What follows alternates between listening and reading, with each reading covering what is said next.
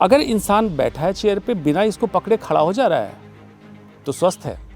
ज़मीन पे पालथी मार के बैठ रहा है, स्वस्थ है। उठ जा रहा है बिना सपोर्ट के, स्वस्थ है। स्क्वाटिंग, उकड़ू बैठ रहा है, इंडियन टॉयलेट पे बैठ जा रहा है, स्वस्थ है। कोई भी असामान्य लक्षण 3 हफ्ते से ज़्यादा बरकरार हो, कैंसर का लक्षण हो सकता है, उसकी जांच कराएं। जैसे शरीर में कोई गांठ हो जाना, असामान्य रक्तस्राव हो जाना, लंबी खांसी होना, एसिडिटी, इंडाइजेशन, खाना अटकना, आवाज़ में बदलाव, इस तरह से कोई भी असामान्य लक्षण हो, कैंसर का लक्षण हो सकता है, उसकी जांच कराएं। डरे नहीं, जांच करा के उसका इलाज कराएं। कि शुगर के अत्यधिक सेवन से या सेवन से इंसुलिन स्पाइक हो गया, कैंसर प्रमोटर है। तो हर इंसान को जागरूक होना है। असामान्य लक्षण, कोई गांठ हो शरीर में, ब्लीडिंग हो, कहीं फोड़ा हो, एबनॉर्मल दिनचर्या हो जाए, जैसे स्टूल का पास होना एबनॉर्मल होने लगे, ब्लड आ जाए पेशाब में, टट्टी में, इस तरह कोई असामान्य लक्षण हो, उसकी जांच कराएं। और ये डिक्लेयर करें ना करें, 2025 में India will be declare on international from cancer capital of the world. कोई भी अंग, कोई भी कोशिका में ट्यूमर बन सकता है। जैसे बाल की जड़ में कैंसर होता है, सुना भी नहीं होगा? नहीं, बिल्कुल नहीं। नाखून में, अंगूठे के नाखून में कैंसर होता है, मैलिग्नेंट मेलानोमा, सुना भी नहीं होगा? एक अंग है जिसमें कैंसर नहीं होता है, हार्ट, दिल। हार्ट अटैक आ जाता है लेकिन कैंसर नहीं होता है। 3 रसोई होती है, भगवान की रसोई। प्रकृति ने जो चीज़ें पैदा की, एज इट इज आप खाएंगे, आप स्वस्थ रहेंगे, कैंसर ही नहीं, बाकी बीमारियों से। दूसरा, इंसान की रसोई। भारतीय रसोई में शुद्ध भारतीय भोजन, चावल, दाल, रोटी, सब्जी जो आप खाते हैं, ये भी आपको स्वस्थ रखेगा। और तीसरी है शैतान की रसोई, जो खाने को पैक करके भेजा गया। लेकिन कैंसर का अगर सही इलाज हो जाए, सही से सर्जरी हो जाए, पूरा सही इलाज हो जाए, तो ये सारी चीज़ें वापस आ जाती है, इंसान नॉर्मल लाइफ में जी सकता है। 50% off patient dies the moment you declare cancer. Die मतलब है फिजिकल डेथ नहीं। एक्सरसाइज की स्टडी की गई, देखा गया excessive gymming a marathon runner 10th number पे है, मतलब सबसे खराब एक्सरसाइज है। बेस्ट एक्सरसाइज योगासन, सेकंड स्विमिंग, थर्ड साइकिलिंग, ऐसे सीक्वेंसिंग की गई। जब एक्सेसिव एक्सरसाइज आप करते हैं, जिमिंग करते हैं, reactive oxygen species ROS generate होता है, हार्ट खून की नलियों में इन्फ्लेमेशन कराता है, हार्ट अटैक बढ़ा देता है। जिस भी खाने में शुगर होगा, आप एडिक्ट होंगे उसके। ब्रेन में डोपामिन रिलीज करता है, एडिक्ट करता है। अगर शुगर को मैं कहूँ अल्कोहल ऑफ द चिल्ड्रन, तो अतिशक्ति नहीं होगी। अल्कोहल एडिक्शन करता है, अल्कोहल फैटी लीवर कराता है, अल्कोहल बाकी भी कैंसर कराता है, सेम चीज़ शुगर करता है। डोसीटैक्सल दवा थी कैंसर की, 17,000 MRP, लेकिन पुरानी दिल्ली में मेन डिस्ट्रीब्यूटर से जाके मरीज़ लेके आता था 2200 रुपये में। तो MRP 17,000 क्यों है? अब जब कैपिंग हुई है, वही दवा 2500 रुपये की मिल रही है। क्या पहले संभव नहीं था? आज़ाद भारत का सबसे बड़ा स्कैम हेल्थ केयर स्कैम है, तो ये बड़ी बात नहीं है। क्यों ऐसा मैं कह रहा हूँ कि बेतरतीब आपने दवाइयाँ महंगी कर दी। किसी को हाइपरटेंशन, डायबिटीज़ हुआ, लाइफ टाइम दवा खा रहा है, हाँ। और उसके बाद उस पर एक्सपोनेंशियल खर्चा दे रहा है, तो ये स्कैम है या नहीं है? सिगरेट के डब्बे पे लिखा है सिगरेट पीने से कैंसर होता है, तो मैक्सिमम लोगों का ये होता है कि ठीक है जी, छोड़ दूंगा, कुछ दिनों तो एंजॉय कर लूँ। उनसे मैं बताना चाहता हूँ कि सिगरेट छोड़ने के बाद कैंसर होने की संभावना कम जब होना चालू होगी, तो जीरो कब होगी? 30 साल बाद। तो ऐसा ना सोचे कि आप 10 साल सिगरेट पी लेंगे, उसके बाद छोड़ देंगे, अगले दिन से आपको कैंसर का रिस्क कम हो जाएगा। 30 साल तक रिस्क बना रहेगा। कि सिर्फ कैंसर नहीं होता है तंबाकू उत्पाद से। इम्पोर्टेंस, नपुंसकता, बांझपन, हार्ट डिजीज, फेफड़े की समस्या, अनेक समस्या होती है। सिगरेट या तंबाकू का उत्पाद टॉप से बॉटम तक कोई भी बीमारी करा सकता है। Smoking, alcohol, sex, pornography, watching Netflix, shopping, ये ब्रेन में डोपामिन रिलीज करता है। डोपामिन कहता है मॉलिक्यूल ऑफ मोर, और करो और करो। क्यों? आप एक मंजिल पहुंचेंगे, मंजिल से फिर नीचे आते हैं, क्रेविंग होती है, दोबारा आप करना चाहते हैं। लाइफस्टाइल की गड़बड़ी के कारण ब्रेस्ट कैंसर केसेस बढ़े, जिसमें abnormal food habit, process ultra process food, रात में जगना, delayed marriage, late pregnancy, no breast feeding, breast cancer के रिस्क को बढ़ाया। बहुत सारे कॉस्मेटिक प्रोडक्ट जो इस्तेमाल करते हैं, स्किन के रास्ते एब्जॉर्ब होकर शरीर में जाता है, जिसमें कैंसर का रिस्क बढ़ा। सर्वाइकल कैंसर ह्यूमन पाइपलोमा वायरस से होता है। HPV 16-18 2 स्ट्रेन है, उसके कारण होता है। इसको समझाने के लिए आप देखते हो गर्दन में कुछ मस्से हो जाते हैं, वो भी ह्यूमन पैपिलोमा वायरस से होता है, लेकिन उसका स्ट्रेन अलग है। 6 और 8 उससे मस्से होते हैं, 16-18 से सर्वाइकल कैंसर होता है। सेलिब्रिटी की जो लाइफस्टाइल की आपने बात कही, तो पहले तो ज़िंदगी का नहीं पता है। नंबर 1 एबनॉर्मल स्लीप हैबिट, रात में जगते हैं, दिन में सोते हैं। उनका खाना हर समय पैक्ड फूड होता है, ultra processed and processed food.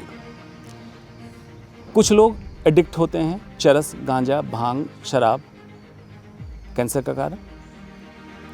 ये लोग सो कॉल्ड फिटनेस के चक्कर में एक्सेसिव जिमिंग करते हैं। कुछ मरीज जो होते हैं बीमारी को पॉजिटिवली लेते हैं और उस हिसाब से ही ट्रीटमेंट को एक्सेप्ट करते हैं, खुश रहते हैं, उनका आउटकम वाकई अच्छा होता है। जो बिल्कुल डिप्रेस रहते हैं, एंग्जाइटी में रहते हैं, उनके आउटकम में कुछ न कुछ गड़बड़ी होती है। ये मेडिकल साइंस में भी प्रूव हो चुका है।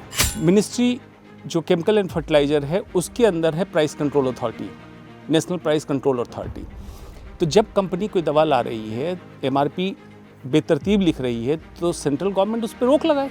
एक तमाशा और चल रहा है कॉरपोरेट का कि गैस्ट्रो का डॉक्टर पेट के कैंसर की सर्जरी करेगा, general surgeon breast cancer surgery करेगा, गायनी की डॉक्टर गायनी कैंसर सर्जरी करेगी। तो सर्जिकल ऑन्कोलॉजी की जब डिग्री बनी थी तो कैंसर सर्जन सेपरेट क्यों बनाया गया था?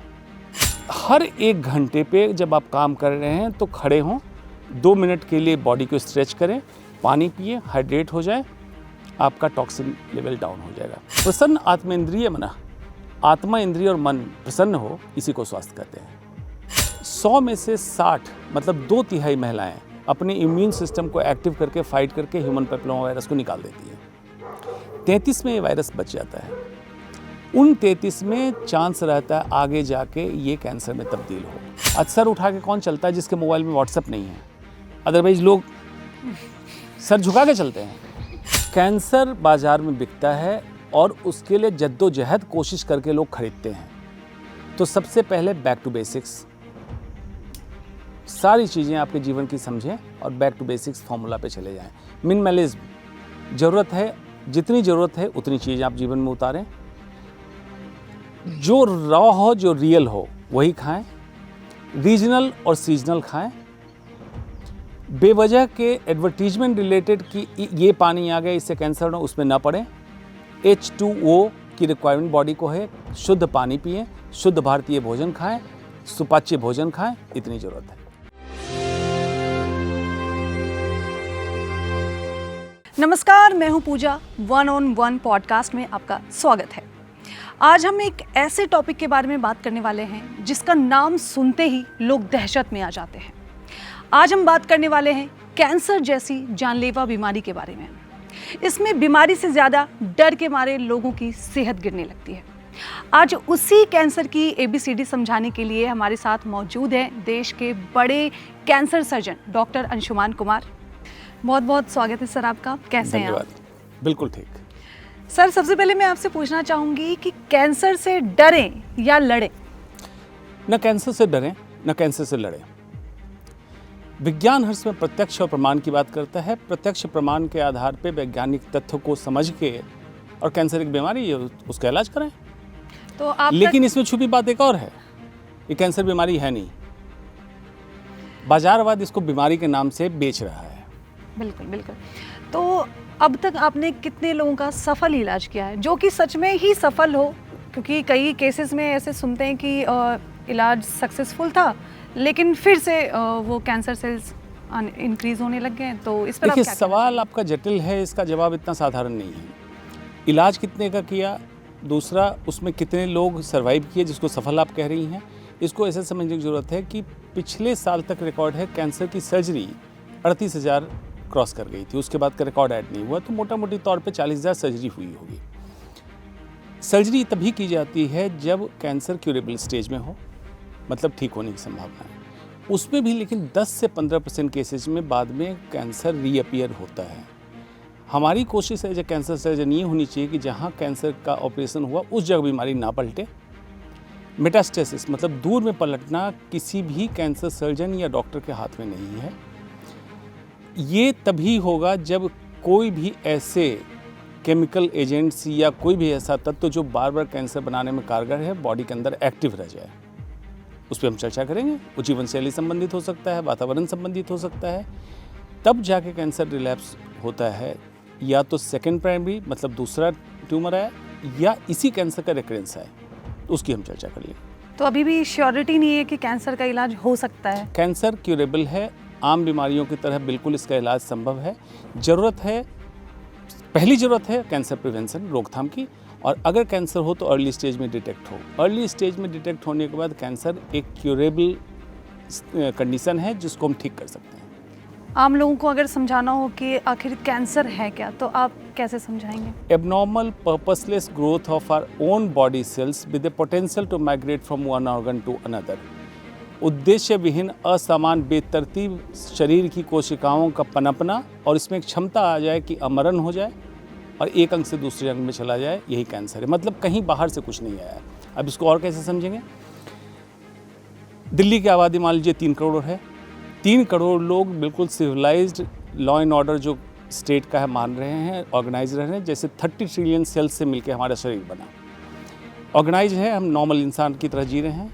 इसमें से हमारे बीच के कुछ लोग आतंकवादी बन जाएं, अपने लोगों को मारने लगें, एक स्टेट से दूसरे स्टेट, एक कंट्री से दूसरे कंट्री में जाने लगे, ये कैंसर है।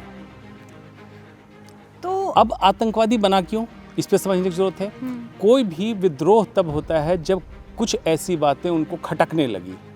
ये आपके जीवन शैली से जुड़ी कुछ ऐसी बातें होंगी जो खटकने लगी, बार बार सेल एबनॉर्मल हुआ, हमारा डिफेंस सिस्टम उसको नॉर्मल करने की कोशिश किया, लेकिन कर नहीं पाया, और एक दिन कैंसर का रूप लेके दूसरी जगह भागना चालू कर दिया। हमने इलाज के बारे में बात किया, लेकिन हर किसी को तो पॉसिबल नहीं है कि इलाज संभव है, क्योंकि हर किसी के पास इतने पैसे नहीं है। जैसे पब्लिक के आगे एक पर्दा डाल दिया गया, इलाज मतलब महंगा, तो महंगा कहाँ की बात हो रही है? प्राइवेट अस्पताल। तो क्या आज से 30 साल पहले इतने प्राइवेट अस्पताल थे? सरकारी में इलाज की व्यवस्था की बात क्यों नहीं करते हैं? महंगा सस्ता की बात तब आएगी जब प्राइवेट की बात होगी। कैसे करके बाजारवाद आया। और एक बात मैं हर समय कहता हूँ कि जिस देश में प्राइवेट अस्पताल और प्राइवेट स्कूल बढ़ने लगे, पुलिस चौकी बढ़ने लगे, वो देश विफल हो गया। मतलब हेल्थ केयर फैसिलिटी, मतलब बीमारी को रोकने के आपके पास इंतजाम नहीं है, सरकारी अस्पताल नहीं है जहाँ पे इलाज हो सके, बच्चों को पढ़ने के लिए स्कूल नहीं है, और क्राइम इतना बढ़ गया कि पुलिस चौकियाँ बढ़ानी पड़ रही है। विफलता है। कोशिश हमारी क्या होनी चाहिए? हेल्थ एक्सपर्ट की कोशिश होनी चाहिए कि कैंसर या किसी बीमारी के रोकथाम पे बात हो, अस्पताल की संख्या कम रहे। आप कहेंगे जीरो कर सकते बीमारी को? जीरो नहीं कर सकते हैं, कभी नहीं कर सकते हैं। स्कूल सरकारी हो, पढ़ाई की व्यवस्था उचित हो, और पब्लिक में सिविलाइज पब्लिक हो, ताकि पुलिस चौकी की ज़रूरत कम पड़े। अगर ये करें तो महंगे इलाज की बात नहीं है, एक बात। दूसरी बात कि जब अब इलाज नहीं है सरकारी में तो प्राइवेट जाएंगे। इलाज महंगे की जब बात होती है तो 2 कंपोनेंट है। आम तौर पे लगता है डॉक्टर बैठ के वहाँ लूट रहा है, डॉक्टर ने पैसे मांगे आपसे। वहाँ पे प्राइवेट अस्पताल चलाने वाला एक लाला होता है, बिजनेसमैन होता है, वो कुछ आढ़ती बिचौलिए पालता है जो टाई टोपी डायरी लेके घूम रहे होते, जो डॉक्टर नहीं होते हैं, जिनको एक्सेल शीट पे बिल बनाना है कि कितना बिल हम किस महीने में कितनी ये कर रहे हैं। उसके बाद दवाइयों पे एमआरपी लिखी जाती है। एमआरपी लिखना किसका काम है? मिनिस्ट्री जो केमिकल एंड फर्टिलाइजर है उसके अंदर है price control authority, national price control authority. तो जब कंपनी कोई दवा ला रही है, एमआरपी बेतरतीब लिख रही है, तो सेंट्रल गवर्नमेंट उस पर रोक लगाए, कैपिंग की सुविधा करें। अभी रिसेंटली 492 कैंसर की मेडिसिन पे कैपिंग हुई, स्टेंट पे कैपिंग हुई, इम्प्लांट पे कैपिंग हुई। किसने किया? सरकार ने किया। तो जब उनको पता है कि दवाई इतने की मार्केट में आ सकती है, तो फिर उदाहरण के तौर पे एक डोसीटैक्सल दवा थी कैंसर की, 17,000 एमआरपी, लेकिन पुरानी दिल्ली में मेन डिस्ट्रीब्यूटर से जाके मरीज लेके आता था 2200 रुपये में। तो एमआरपी 17,000 क्यों है? अब जब कैपिंग हुई है वही दवा 2500 रुपये की मिल रही है। क्या पहले संभव नहीं था? ये एक बहुत बड़ा स्कैम है, जिसको आप कह सकते हैं कि आज़ाद भारत का सबसे बड़ा स्कैम हेल्थ केयर स्कैम है। तो ये बड़ी बात नहीं है। क्यों ऐसा मैं कह रहा हूँ कि बेतरतीब आपने दवाइयाँ महंगी कर दी, किसी को हाइपरटेंशन डायबिटीज़ हुआ, लाइफ टाइम दवा खा रहा है, और उसके बाद उस पर एक्सपोनेंशियल खर्चा दे रहा है, तो ये स्कैम है या नहीं है? जब सबको पता है तो सेकंड कंपोनेंट दवाई का हुआ। थर्ड कंपोनेंट अस्पताल, प्राइवेट अस्पताल में जब जा रहे हैं तो बिलिंग कितनी होगी, बेड चार्ज क्या लगेगा, ये बेतरतीब छोड़ा हुआ है। इस पे कैपिंग हो सकती है, नहीं हो सकती? कोविड के टाइम कैसे कैपिंग हो गई? ICU bed with oxygen, without oxygen, general bed with oxygen, without oxygen. कैसे कैपिंग हो गई थी? इस बात को चीप पॉपुलस थियरी में पॉलिटिशियंस डॉक्टर पे डाल रहे हैं, बिजनेसमैन पे क्यों नहीं डाल रहे हैं? क्योंकि वहाँ से फंडिंग होगी उनको। पब्लिक को बड़ी अच्छी लगती है बात सुन के, पढ़ लिख के जो लड़का डॉक्टर बना उसको बदनाम कर लो। उसकी क्या गलती है? प्राइस कंट्रोल अथॉरिटी उसके पास नहीं, अस्पताल उसके बाप का नहीं है, अस्पताल किसी बिजनेसमैन का है। तो कंट्रोल करने की जरूरत है, जागरूकता। तो आप ये कहना चाह रहे हैं कि ये एक मिथ है कि लोग डॉक्टर को ब्लेम करते हैं कि ये तो डॉक्टर तो लूटता है, किसी भी प्राइवेट हॉस्पिटल में चले जाओ सिर्फ लूट मची है। हेल्थ केयर का फेस कौन है, चेहरा कौन है? डॉक्टर। तो पब्लिक उम्मीद उससे करेगी। लेकिन डॉक्टरों की हिम्मत नहीं रही, सरकारी अस्पताल में आरक्षण हो गया, तो पढ़े लिखे होशियार डॉक्टर वहाँ नहीं जा रहे हैं कि उनको हर समय ये लगता है कि उनकी कोई पूछ नहीं है। प्राइवेट अस्पताल लालाओं के हाथ में है, ज़्यादा डॉक्टर बोल नहीं पाएंगे इस टॉपिक को, मजबूरी में वो काम कर रहे हैं। उनके कंधे पे बंदूक रख के नॉन डॉक्टर लूट मचा के रखा हुआ है। तो ज़रूरत है पब्लिक जागरूक हो। जैसे आपने राम मंदिर मांगा, 370 मांगा, ये मुद्दे सॉल्व हुए, अब स्वास्थ्य शिक्षा सुरक्षा मांगिए, गवर्नमेंट इंश्योर करेगी। पॉलिटिशियन बहुत श्रीड होते हैं, बहुत चालाक होते हैं, वो वही देंगे जो आप चाहेंगे, आप नहीं चाहेंगे नहीं देंगे। तो जब आप किसी पेशेंट को कहते हो रिपोर्ट देकर कि आपको कैंसर है, तो उस वक्त जो उनकी मेंटल कंडीशंस होती हैं, तो आप कैसे उन्हें समझाते हो, या सिंपैथी कह लो या कुछ, और उनको ये पता है कि पॉसिबल नहीं है उनके लिए इलाज करवाना? MCH कोर्स जो होता है कैंसर सर्जरी की हाईएस्ट डिग्री, जब मैंने ज्वाइन किया लाइब्रेरी में पहली किताब जो नज़र पड़ी थी उसका नाम था कैंसर इन इमोशन। उसकी पहली लाइन थी 50% off patient dies the moment you declare cancer. Die मतलब है फिजिकल डेथ नहीं, मानसिक रूप से पीड़ा में चला जाता है कि क्या होगा, थ्रेट टू लाइफ, पैसा, इलाज, सही इलाज, गलत इलाज, बहुत सारी बातें दिमाग में आती है। उस समय उसका हैंड होल्ड ऑन्कोलॉजिस्ट जो उसको देख रहा है वही कर सकता है। ऑन्कोलॉजिस्ट को एक अच्छा साइको एनालिटिकल पावर वाला होना चाहिए, एक बहुत एम्पैथेटिक एटीट्यूड, सिंपैथी की ज़रूरत नहीं है, एम्पैथी रखनी है, एम्पैथी की ज़रूरत है, उसको हैंड होल्ड कर ले। ट्रस्ट, मरीजों से मैं हर समय कहता हूँ ट्रस्ट करो डॉक्टर पे, ब्लाइंड ट्रस्ट मत करो। जब भी अंधा होगे तो फिर धर्म जैसा हो जाएगा, जो मैं कह रहा हूँ मान लो। जबकि भारत की परंपरा में क्या था, शास्त्रार्थ, डिबेट, पोलाइट लेकिन डिस्कशन होना चाहिए। और अगर ऐसा डॉक्टर मिल जाए तो फिर जैसे कृष्ण ने कहा था कि अर्जुन तुम काम करो, रथ मैं संभालूंगा, तो अपने ऑन्कोलॉजिस्ट को कृष्ण बनाओ, अर्जुन बनाओ, जैसे कहता करो, लेकिन ट्रस्ट के साथ, ब्लाइंड ट्रस्ट के साथ नहीं। कैंसर का इलाज बिल्कुल संभव होगा, आसान होगा, आप बिना मानसिक उत्पीड़न के इसको करा सकते हैं। यानी विल पावर होना चाहिए।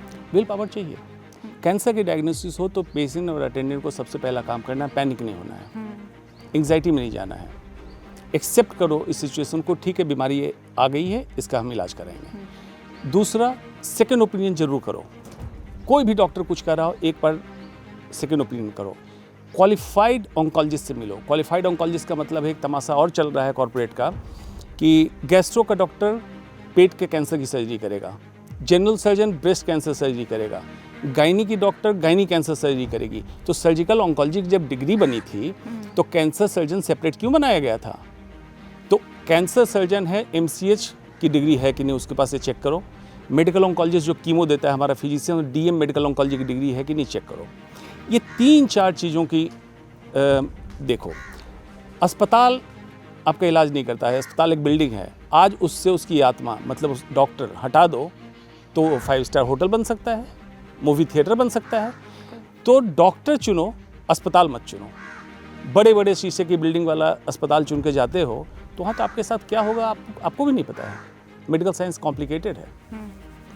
आपने कई पेशेंट्स के ट्रीटमेंट किए होंगे, तो क्या ऐसा कोई मिला जिसे देखकर आपको भी लगा कि हाँ इसमें कुछ बात है, या कुछ इंस्पिरेशन मिली हो आपको? एक बहुत पहले मैं यंग था, तो एक महिला मुझे याद है देहरादून से आई थी। मैं यंग था, ज़्यादा लोग जानते नहीं थे, तो कई दिल्ली के बड़े बड़े अस्पताल में गई, उनकी समस्या ऐसे शुरू हुई थी कि डायबिटीज़, मतलब शुगर की महिला थी, शुगर पेशेंट थी, और उनको इंसुलिन जो ले रही थी, दवा ले रही थी, उसकी रिक्वायरमेंट कम होने लगी। बाद में उनका ब्लड शुगर ड्रॉप होने लगा। उनके जो फिजिशियन थे उनको समझ नहीं आ रहा था कारण क्या है। फिर उस लेडी ने ये समस्या बताई कि मेरा पेट बढ़ रहा है, पेट का साइज बड़ा हो रहा है, जो भी मैं कपड़े पहनती हूँ टाइट हो गया। तो जांच कराई गई, पेट के अंदर 8 किलो का एक ट्यूमर था। अब जब कई अस्पताल में गए, किसी ने कहा कीमो करा लो, किसी ने कहा रेडिएशन करा लो, क्योंकि उसकी सर्जरी बहुत कॉम्प्लेक्स बड़ी सर्जरी थी, कई अंग को पकड़ा हुआ एक ट्यूमर था। फिर किसी जान पहचान के थ्रू मेरे पास आए, मैंने जांच कराई, जांच करा के मैंने बोला ऑपरेशन करना है। अच्छा, यंग लुक होने के कारण मेडिकल प्रोफेशन में एक नेगेटिव बात होती है। तो उस मरीज़ ने पूछा कि इलाज आप ही करेंगे, ऑपरेशन आप ही करेंगे। उस समय ये मेरे लिए एक नेगेटिव कमेंट था कि इतने यंग हो कर पाओगे। लेकिन आज जब मरीज़ पूछते हैं डॉक्टर साहब इलाज आप ही करेंगे, तो मैं पूछता हूँ किन से कराना है बताइए, कि नहीं आप ही से कराना है, आप करेंगे तभी करा। तो हो गया, उनका ऑपरेशन किया। जैसे ट्यूमर आउट हुआ, मतलब इसकी सारी सप्लाई बंद हुई, तो जिनका ब्लड शुगर लो रहने लगा था वो ब्लड शुगर शूट किया, 400 से ऊपर चला गया तुरंत। उसके बाद सफल सर्जरी हुई, ट्यूमर आउट हो गया। ट्यूमर की जांच जब हुई तो रिपोर्ट आई, जो मेडिकल के नॉलेज रखते हैं वो समझ जाएंगे, मेसेंकाइमल ट्यूमर था, जिसमें insulin like growth factor secreting tumour था, IGF सेक्रेटिंग ट्यूमर। तो मरीज के इंसुलिन, बॉडी के इंसुलिन के अलावा एक ट्यूमर भी इंसुलिन देता था, ब्लड शुगर डाउन हो जाता था। जैसे निकला, मरीज प्रीवियस पोजीशन पहुंच गया। अच्छा, उस लेडी को सच में विश्वास नहीं हुआ कि मेरा ऑपरेशन हो गया है, मैं बिल्कुल फिट हो गई हूँ। खुद से जाके कई मीडिया हाउसेज में उसने अपना इंटरव्यू दिया।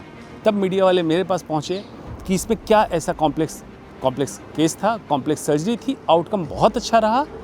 और एक इंस्पिरेशन होता है कि ऐसे लोगों का इलाज करके। दूसरा जो आपने पक्ष पूछा कि इंस्पायर करना, कुछ मरीज़ जो होते हैं बीमारी को पॉजिटिवली लेते हैं और उस हिसाब से ही ट्रीटमेंट को एक्सेप्ट करते हैं, खुश रहते हैं, उनका आउटकम वाकई अच्छा होता है। जो बिल्कुल डिप्रेस रहते हैं, एंग्जाइटी में रहते हैं, उनके आउटकम में कुछ न कुछ गड़बड़ी होती है। ये मेडिकल साइंस में भी प्रूव हो चुका है। कैंसर कितने तरह के होते हैं? उसके स्टेजेस को हमें कैसे समझना चाहिए? ग्रॉसली आप बांट दें solid tumour and liquid, easy language के लिए। सॉलिड ट्यूमर जिसको हम महसूस कर सकते हैं, गांठ जैसी चीज़। लिक्विड मतलब ब्लड कैंसर, तो ब्लड कैंसर एक सेपरेट ग्रुप हो गया। Solid tumour head to toe, कोई भी अंग, कोई भी कोशिका में ट्यूमर बन सकता है। जैसे बाल की जड़ में कैंसर होता है, सुना भी नहीं होगा? नहीं, बिल्कुल नहीं। नाखून में, अंगूठे के नाखून में कैंसर होता है, मेलिग्नेंट मेलानोमा, सुना भी नहीं होगा? इसके अलावा मुंह का कैंसर, गले का कैंसर, फूड पाइप का कैंसर, पेट का, स्टमक का कैंसर, गायनी कैंसर, हर जगह।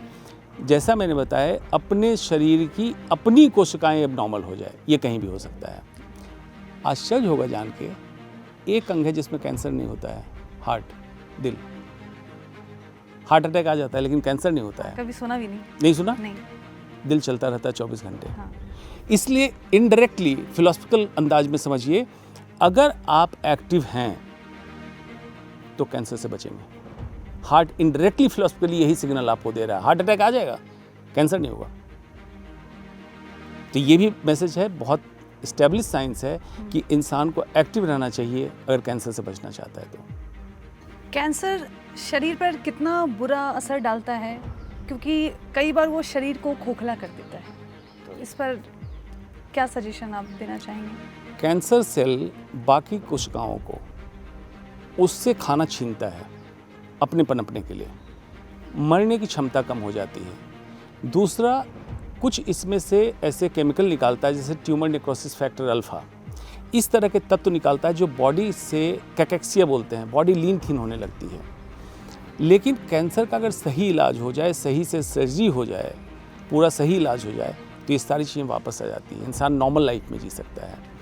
इसलिए ये अवधारणा जो है, कैंसर खोखला करता है, कैंसर का इलाज खोखला करता है, कुछ तो दीर्घकालिक असर है, लेकिन ऐसा नहीं हर मरीजों को साइड इफ़ेक्ट बहुत ज़्यादा हो, ऐसा कहना उचित नहीं होगा।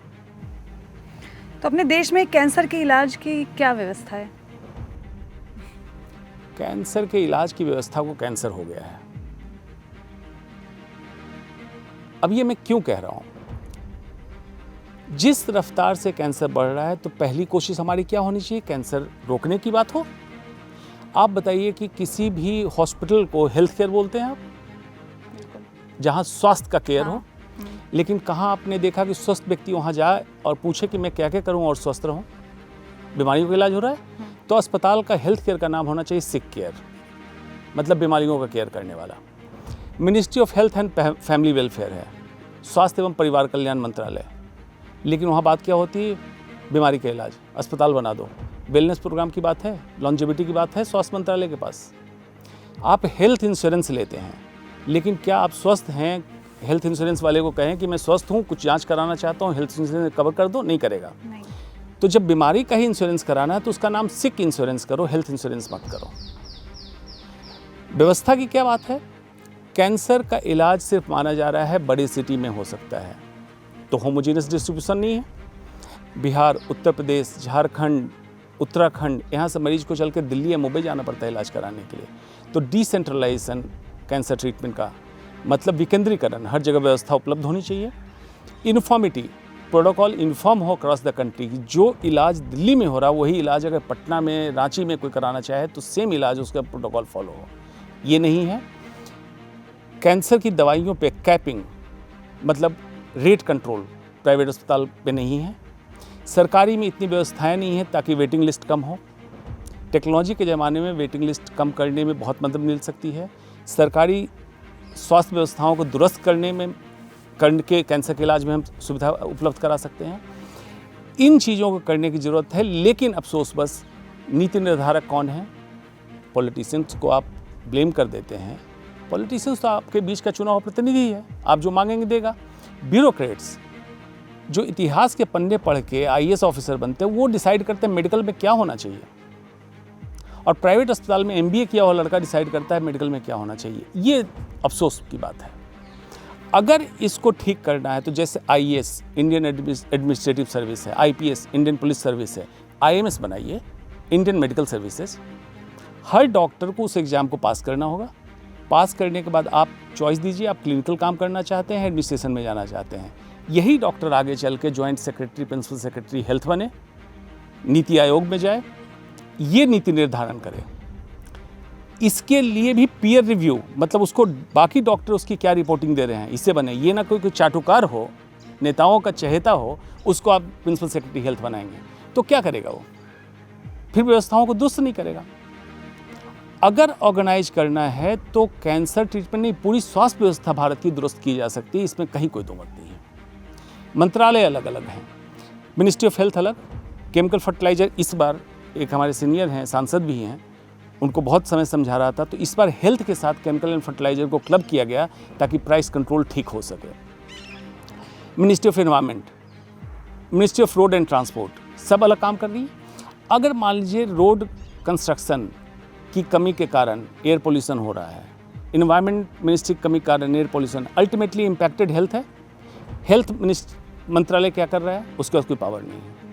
तो स्वास्थ्य व्यवस्थाओं को कंट्रोल करने के लिए सेंट्रलाइज बॉडी हो, ये डिसेंट्रलाइज करे पावर और decision making qualified medical professional जो एडमिनिस्ट्रेशन में जाना चाहते हैं ये करें। ज़्यादातर कैंसर जब किसी भी पेशेंट से सुनती हूँ कि जब कैंसर है तो उनका फर्स्ट प्रेफरेंस एम्स ही क्यों होता है? देखिए, एम्स जो संस्थान बनाया गया था, बहुत अच्छा संस्थान बनाया गया था, और बाहर के हॉस्पिटल से पूरा डिज़ाइन कराया गया, बनाया गया, क्वालिटी कंट्रोल था। लेकिन एम्स का इतना बड़ा हुआ हो गया कि एम्स के ऊपर बर्डन बहुत है। दूसरा, नए नए एम्स खोले जा रहे हैं, लेकिन दिल्ली एम्स को पहले आप दुरुस्त कर लेते। ये चरमराई हालत है, इसको दुरुस्त करने की ज़रूरत है। इसमें वेटिंग, डॉक्टर का रिक्रूटमेंट, डॉक्टर किस तरह से काम करे उसका मोटिवेशन रहे, और उसके बाद रेप्लिका करते नए एम्स बना के तो शायद बेहतर होता। एम्स इसीलिए बेहतर माना जाता था कि क्वालिटी कंट्रोल, रिसर्च और अच्छे डॉक्टर वहाँ हुआ करते थे, जो अब वैसी सिचुएशन रही नहीं है। तो कैंसर से बचने के लिए अब हम कुछ सवाल करेंगे जो डाइट से रिलेटेड हो।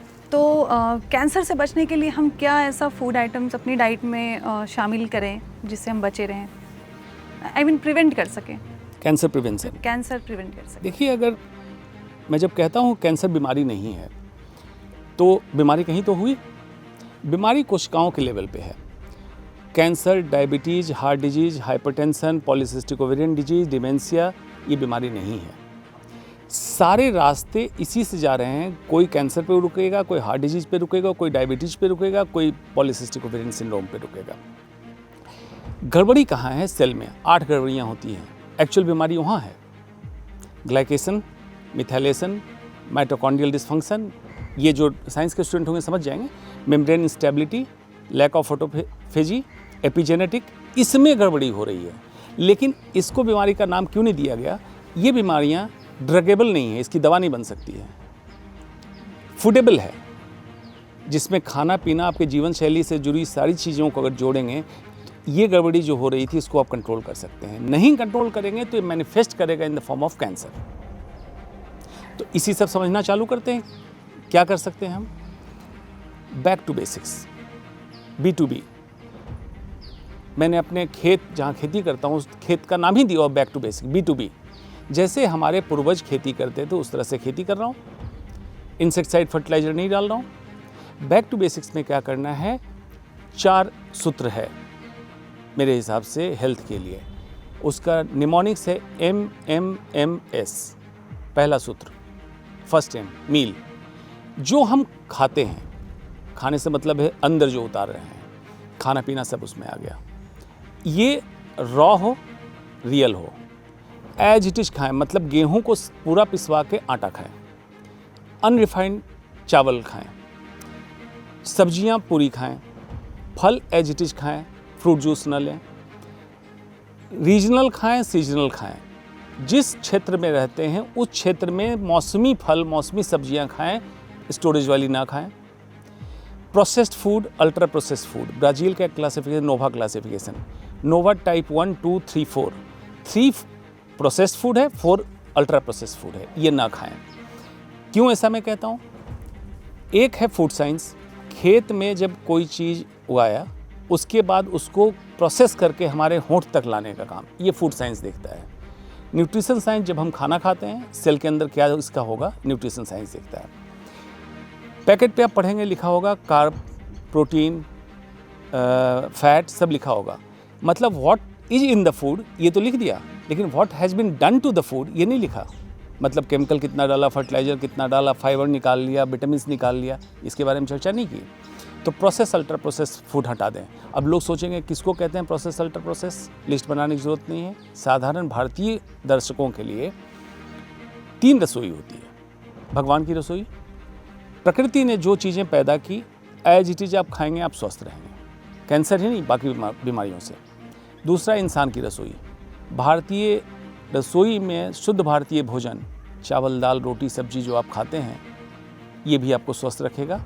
और तीसरी है शैतान की रसोई, जो खाने को पैक करके भेजा गया आपके लिए चिंतित है, वो अपने व्यापार के लिए चिंतित है। हर समय बच्चों को अट्रैक्ट करने के लिए जितने फूड आउटलेट बनते हैं या पैकेट बनते हैं उसमें लाल रंग क्यों दिया जाता है? रेड लाइट पे सिग्नल रुकने के लिए कौन सा है? रेड का आप विविग्योर स्पेक्ट्रम में सबसे दूर से देख सकते हैं आप। तो बच्चे आपकी गाड़ी में पीछे बैठ के जा रहे हैं, दूर से दिख गया रेड कलर का पैक, चिल्लाने लगे मुझे चिप्स चाहिए, अट्रैक्ट किया। उस खाने में नमकीन में भी शुगर मिलाते हैं। पढ़िए जरा नमकीन का पैकेट उठा के, एडेड शुगर। तो एडेड शुगर क्यों मिलाया? नमकीन बनाना था। शुगर इज एडिक्टिव, एडिक्शन होता है।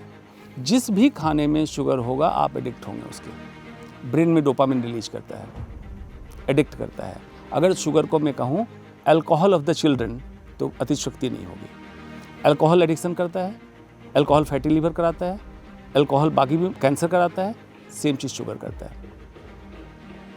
तो ये जो मंत्रालय कंट्रोल कर रहा है वो फूड इंडस्ट्री में पूछ सकता है कि तुम इस तरह की चीज़ें जो बना रहे हो, इतने प्रिजर्वेटिव केमिकल डाल के बच्चों को खिला रहे हो। इंडिया डायबिटिक कैपिटल हो चुका, और ये डिक्लेयर करें ना करें 2025 में India will be declare on international from cancer capital of the world. पूरे विश्व की कैंसर की राजधानी, इतने केसेज हो जाएंगे। तो यहाँ पे रोकथाम की जरूरत है। तो शैतान की रसोई का खाना ना खाएं, इंसान या भगवान की रसोई का खाना खाएं। बट हर चीज़ में आजकल एडल्ट्रेशन है, चाहे दूध दही ले लो, फल ले लो, सब्जी ले लो, हर चीज़ क्या खाएं फिर? बिल्कुल, तो इसीलिए तो मैंने कहा बैक टू बेसिक्स। अपनी दिनचर्या को जज कीजिए तो पता चलेगा कि बहुत सारी चीज़ें ज़रूरत की थी नहीं। इंसान की ज़रूरतें कितनी हैं? मन की शांति, सुपाच्य भोजन और चैन की नींद। बाकी की मेहनत और मुशक्क़त दिखावे को सामर्थ्य इकट्ठा करने में जाया करते हैं। ज़िंदगी बहुत सीमित है, इसको जीना शुरू करें। जब आप देखेंगे तो आपको पता चलेगा बहुत सारी चीज़ें आप बेतरतीब इस्तेमाल कर रहे हैं जिसकी आपको ज़रूरत नहीं है। अगर आप अपने लाइफ में डिसाइड करते हैं तो मिल्क आपको ज़रूरत नहीं है खाने की। अगर मिल्क की ज़रूरत होती तो माँ 6 महीने बाद भी दूध दे रही होती, गाय भी 6 महीने बाद दूध दे रही होती। क्यों बंद हो जाता है दूध? 6 मंथ लाइफ का पहला 6 महीना ही जिसमें दूध पे इंसान आश्रित है। चीनी की ज़रूरत नहीं है। Glucose is essential for life but glucose is not essential in the food. खाने में ज़रूरत नहीं है। जब भी हम ग्लूकोज लेते हैं बॉडी इंसुलिन स्पाइक करता है, इसको उठा कन्वर्ट करके फैटी लिवर फैट में डालता है। उससे ज़्यादा होता है विसरल फैट, पेट में चर्बी आएगी। उससे ज़्यादा होगा सबक्यूटेनियस फैट। ये फैट हैजार्डस है, इन्फ्लेमेशन कराता है। इन्फ्लेमेशन इटसेल्फ हार्ट डिजीज और कैंसर का कारण है। ये कनेक्टेड है। तो इसके लिए तरीका क्या है? मैं हर समय कहता हूँ फार्मर से दोस्ती कीजिए। अपनी खेती कर सकते हैं जिनके पास है, बहुत अच्छी बात है। नहीं है 4-5 फैमिली मिलिए, जो भी 100 किलोमीटर के रेंज में जहाँ खेती होती है उनसे दोस्ती कीजिए। बिना फर्टिलाइज़र, बिना इंसेक्टिसाइड के नेचुरल तरीके से खाद्य पदार्थ ये उपजवाना है, वहाँ से प्रोक्योर करना है, नेचुरल तरीके से रखना है। रसोई में खाना बनाना है नॉन स्टिक बर्तन में। टेफ्लॉन इटसेल्फ कैंसर का कारण है। प्लास्टिक का बर्तन, प्लास्टिक की बोतलें हटा दें, कैंसर का कारण है। बैक टू बेसिक्स, मिट्टी का घड़ा रख सकते हैं। लोगों को लग रहा होगा अनडूएबल है, करना चालू करोगे तो लगेगा जीवन आसान हो गया। यही डूएबल था। जो आप कर रहे हैं अनप्लान्ड अर्बनाइजेशन के तहत, अनप्लान्ड मॉडर्नाइजेशन, वो बीमारियां बिक रही है बाजार में। तभी तो मैं कहता हूँ कैंसर बाजार में बिकता है, हम रोज खरीदार हैं। फर्स्ट एम हो गया। Second M movement. किसी भी फॉर्म का मूवमेंट आपका होना चाहिए ताकि मांसपेशियों की उम्र जवान रहे। मांसपेशियाँ आपकी 3 स्पैन है। लाइफ स्पैन मतलब 2 सांसों के बीच की अवधि हमारी लाइफ स्पैन है। मतलब पहला सांस बच्चा जब पैदा होता तब लेता है और आखिरी सांस जब मरता है। तो इसको हम कहते हैं लाइफ स्पैन। हेल्थ स्पैन, जितने साल आप बिना किसी दवा के रह रहे हैं, मतलब बीपी गोली, शुगर की गोली, इसको कहते हैं हेल्थ स्पैन। तो इंसान की कोशिश क्या होनी चाहिए? Life span is equal to health span. मतलब जितना जीवन रहे लाइफ विदाउट पिल्स हो जाए। एंड मसल स्पैन, मांसपेशियाँ कमज़ोर हो रही है। अगर इंसान बैठा है चेयर पे, बिना इसको पकड़े खड़ा हो जा रहा है तो स्वस्थ है। ज़मीन पे पालथी मार के बैठ रहा है, स्वस्थ है। उठ जा रहा है बिना सपोर्ट के, स्वस्थ है। स्क्वाटिंग, उकड़ू बैठ रहा है, इंडियन टॉयलेट पे बैठ जा रहा है, स्वस्थ है। मांसपेशियाँ कमज़ोर होगी तो दिक्कत होगी। तो मूवमेंट करने की क्या ज़रूरत है? जिम की ज़रूरत नहीं है। जिम इनकोऑर्डिनेटेड मसल बाइसेप्स बना देगा, ट्राइसेप्स कमज़ोर। जो नॉर्मल इंसान का मूवमेंट था, दौड़ना, स्विमिंग करना, उछलना, कूदना, चलना, इसमें जितनी एक्सरसाइज होती है, ये मूवमेंट की ज़रूरत है। ऐसे मूवमेंट की ज़रूरत है जिसमें फार्ब, FARB चारों आ जाए। फ्लेक्सिबिलिटी मतलब जॉइंट आपके लचीले हों। एरोबिक्स, हार्ट पंपिंग करे, सांस चढ़ने लगे। Resistance training and balancing. 40 साल के बाद आदमी लड़खड़ाने लगता है, एक साइड गिर जाता है। तो फार्ब अगर पूछिए कि एक एक्सरसाइज बताइए किसमें ये कंप्लीट हो जाएगा, योगासन। ये चारों चीज़ें कवर होती है। ऐसी कोई एक्सरसाइज की पद्धति नहीं बनाई जिसमें चारों चीज़ें एक ही समय आप कर सकते हैं। हिंदुस्तान में, बिहार में एक योग विश्वविद्यालय है, मुंगेर योग विश्वविद्यालय। वहाँ से लोग सीख के बाहर जाके किताबें लिख रहे हैं। हिरोशी मोटोयामा जैपनीज है, हिंदुस्तान से अष्टांग योग सीख के गया, किताब लिखा, 1,58,000 की किताब बेच रहा है वो। हिंदुस्तानी को योग के बारे में कहिए तो लगता है ऑर्थोडॉक्स बात कर रहे हैं। जिम जाना, प्रोटीन शेक लेना, ये नेचुरल नहीं है जो आप कर रहे हैं। जीवन में हार्ट अटैक बढ़ गया। तो उस तरह की एक्सरसाइज की स्टडी की गई, देखा गया excessive gymming and marathon runner 10th number पे है। मतलब सबसे खराब एक्सरसाइज है। बेस्ट एक्सरसाइज योगासन, सेकंड स्विमिंग, थर्ड साइकिलिंग, ऐसे सीक्वेंसिंग की गई। क्यों? जब एक्सेसिव एक्सरसाइज आप करते हैं, जिमिंग करते हैं, reactive oxygen species ROS generate होता है। हार्ट खून की नलियों में इन्फ्लेमेशन कराता है, हार्ट अटैक बढ़ा देता है। लंबे समय के बाद कैंसर का कारण। तो ये एक्सरसाइज ना करें। अगर ये एक्सरसाइज करते हैं तो 4 समय आपको मूवमेंट पे ध्यान देना है। सेकेंड एम पे पहला मूवमेंट, हर दिन 1 घंटे आपकी बॉडी एक्टिविटी में, स्ट्रॉन्ग एक्टिविटी में हो। अब एक तरीका बताऊंगा, कुछ लोग ऑब्जेक्ट भी कर सकते हैं। अपने घर का पोछा लगा ले। ज़माना बदल गया, लोग कहते हैं कि काम वाली लगाएगी, ठीक है, तो आप प्लान योगासन कर लें। पहला मूवमेंट। दूसरा मूवमेंट, जब तनाव हो, आप लोग कॉर्पोरेट में काम करते हैं, बॉस ने डांट दिया, स्ट्रेस बढ़ा, नॉरेड एक हार्मोन होता है सिक्रीट हुआ, स्ट्रेस में कन्वर्ट हुआ, कॉर्टिसोल सिक्रीट हुआ। उस समय बॉडी टेम्परली डायबिटिक फेज में चला जाता है। आप गुस्से में गए, सिगरेट पीने लगे, दूध वाली चाय चीनी डाल के पीने लगे, शुगर को और बढ़ाया, insulin spike, multiple insulin spike. उस समय सेकेंड मूवमेंट क्या करना है, बॉस ने डांटा, आप जगह बदलिए, बॉडी को स्ट्रेचिंग चालू कर दीजिए।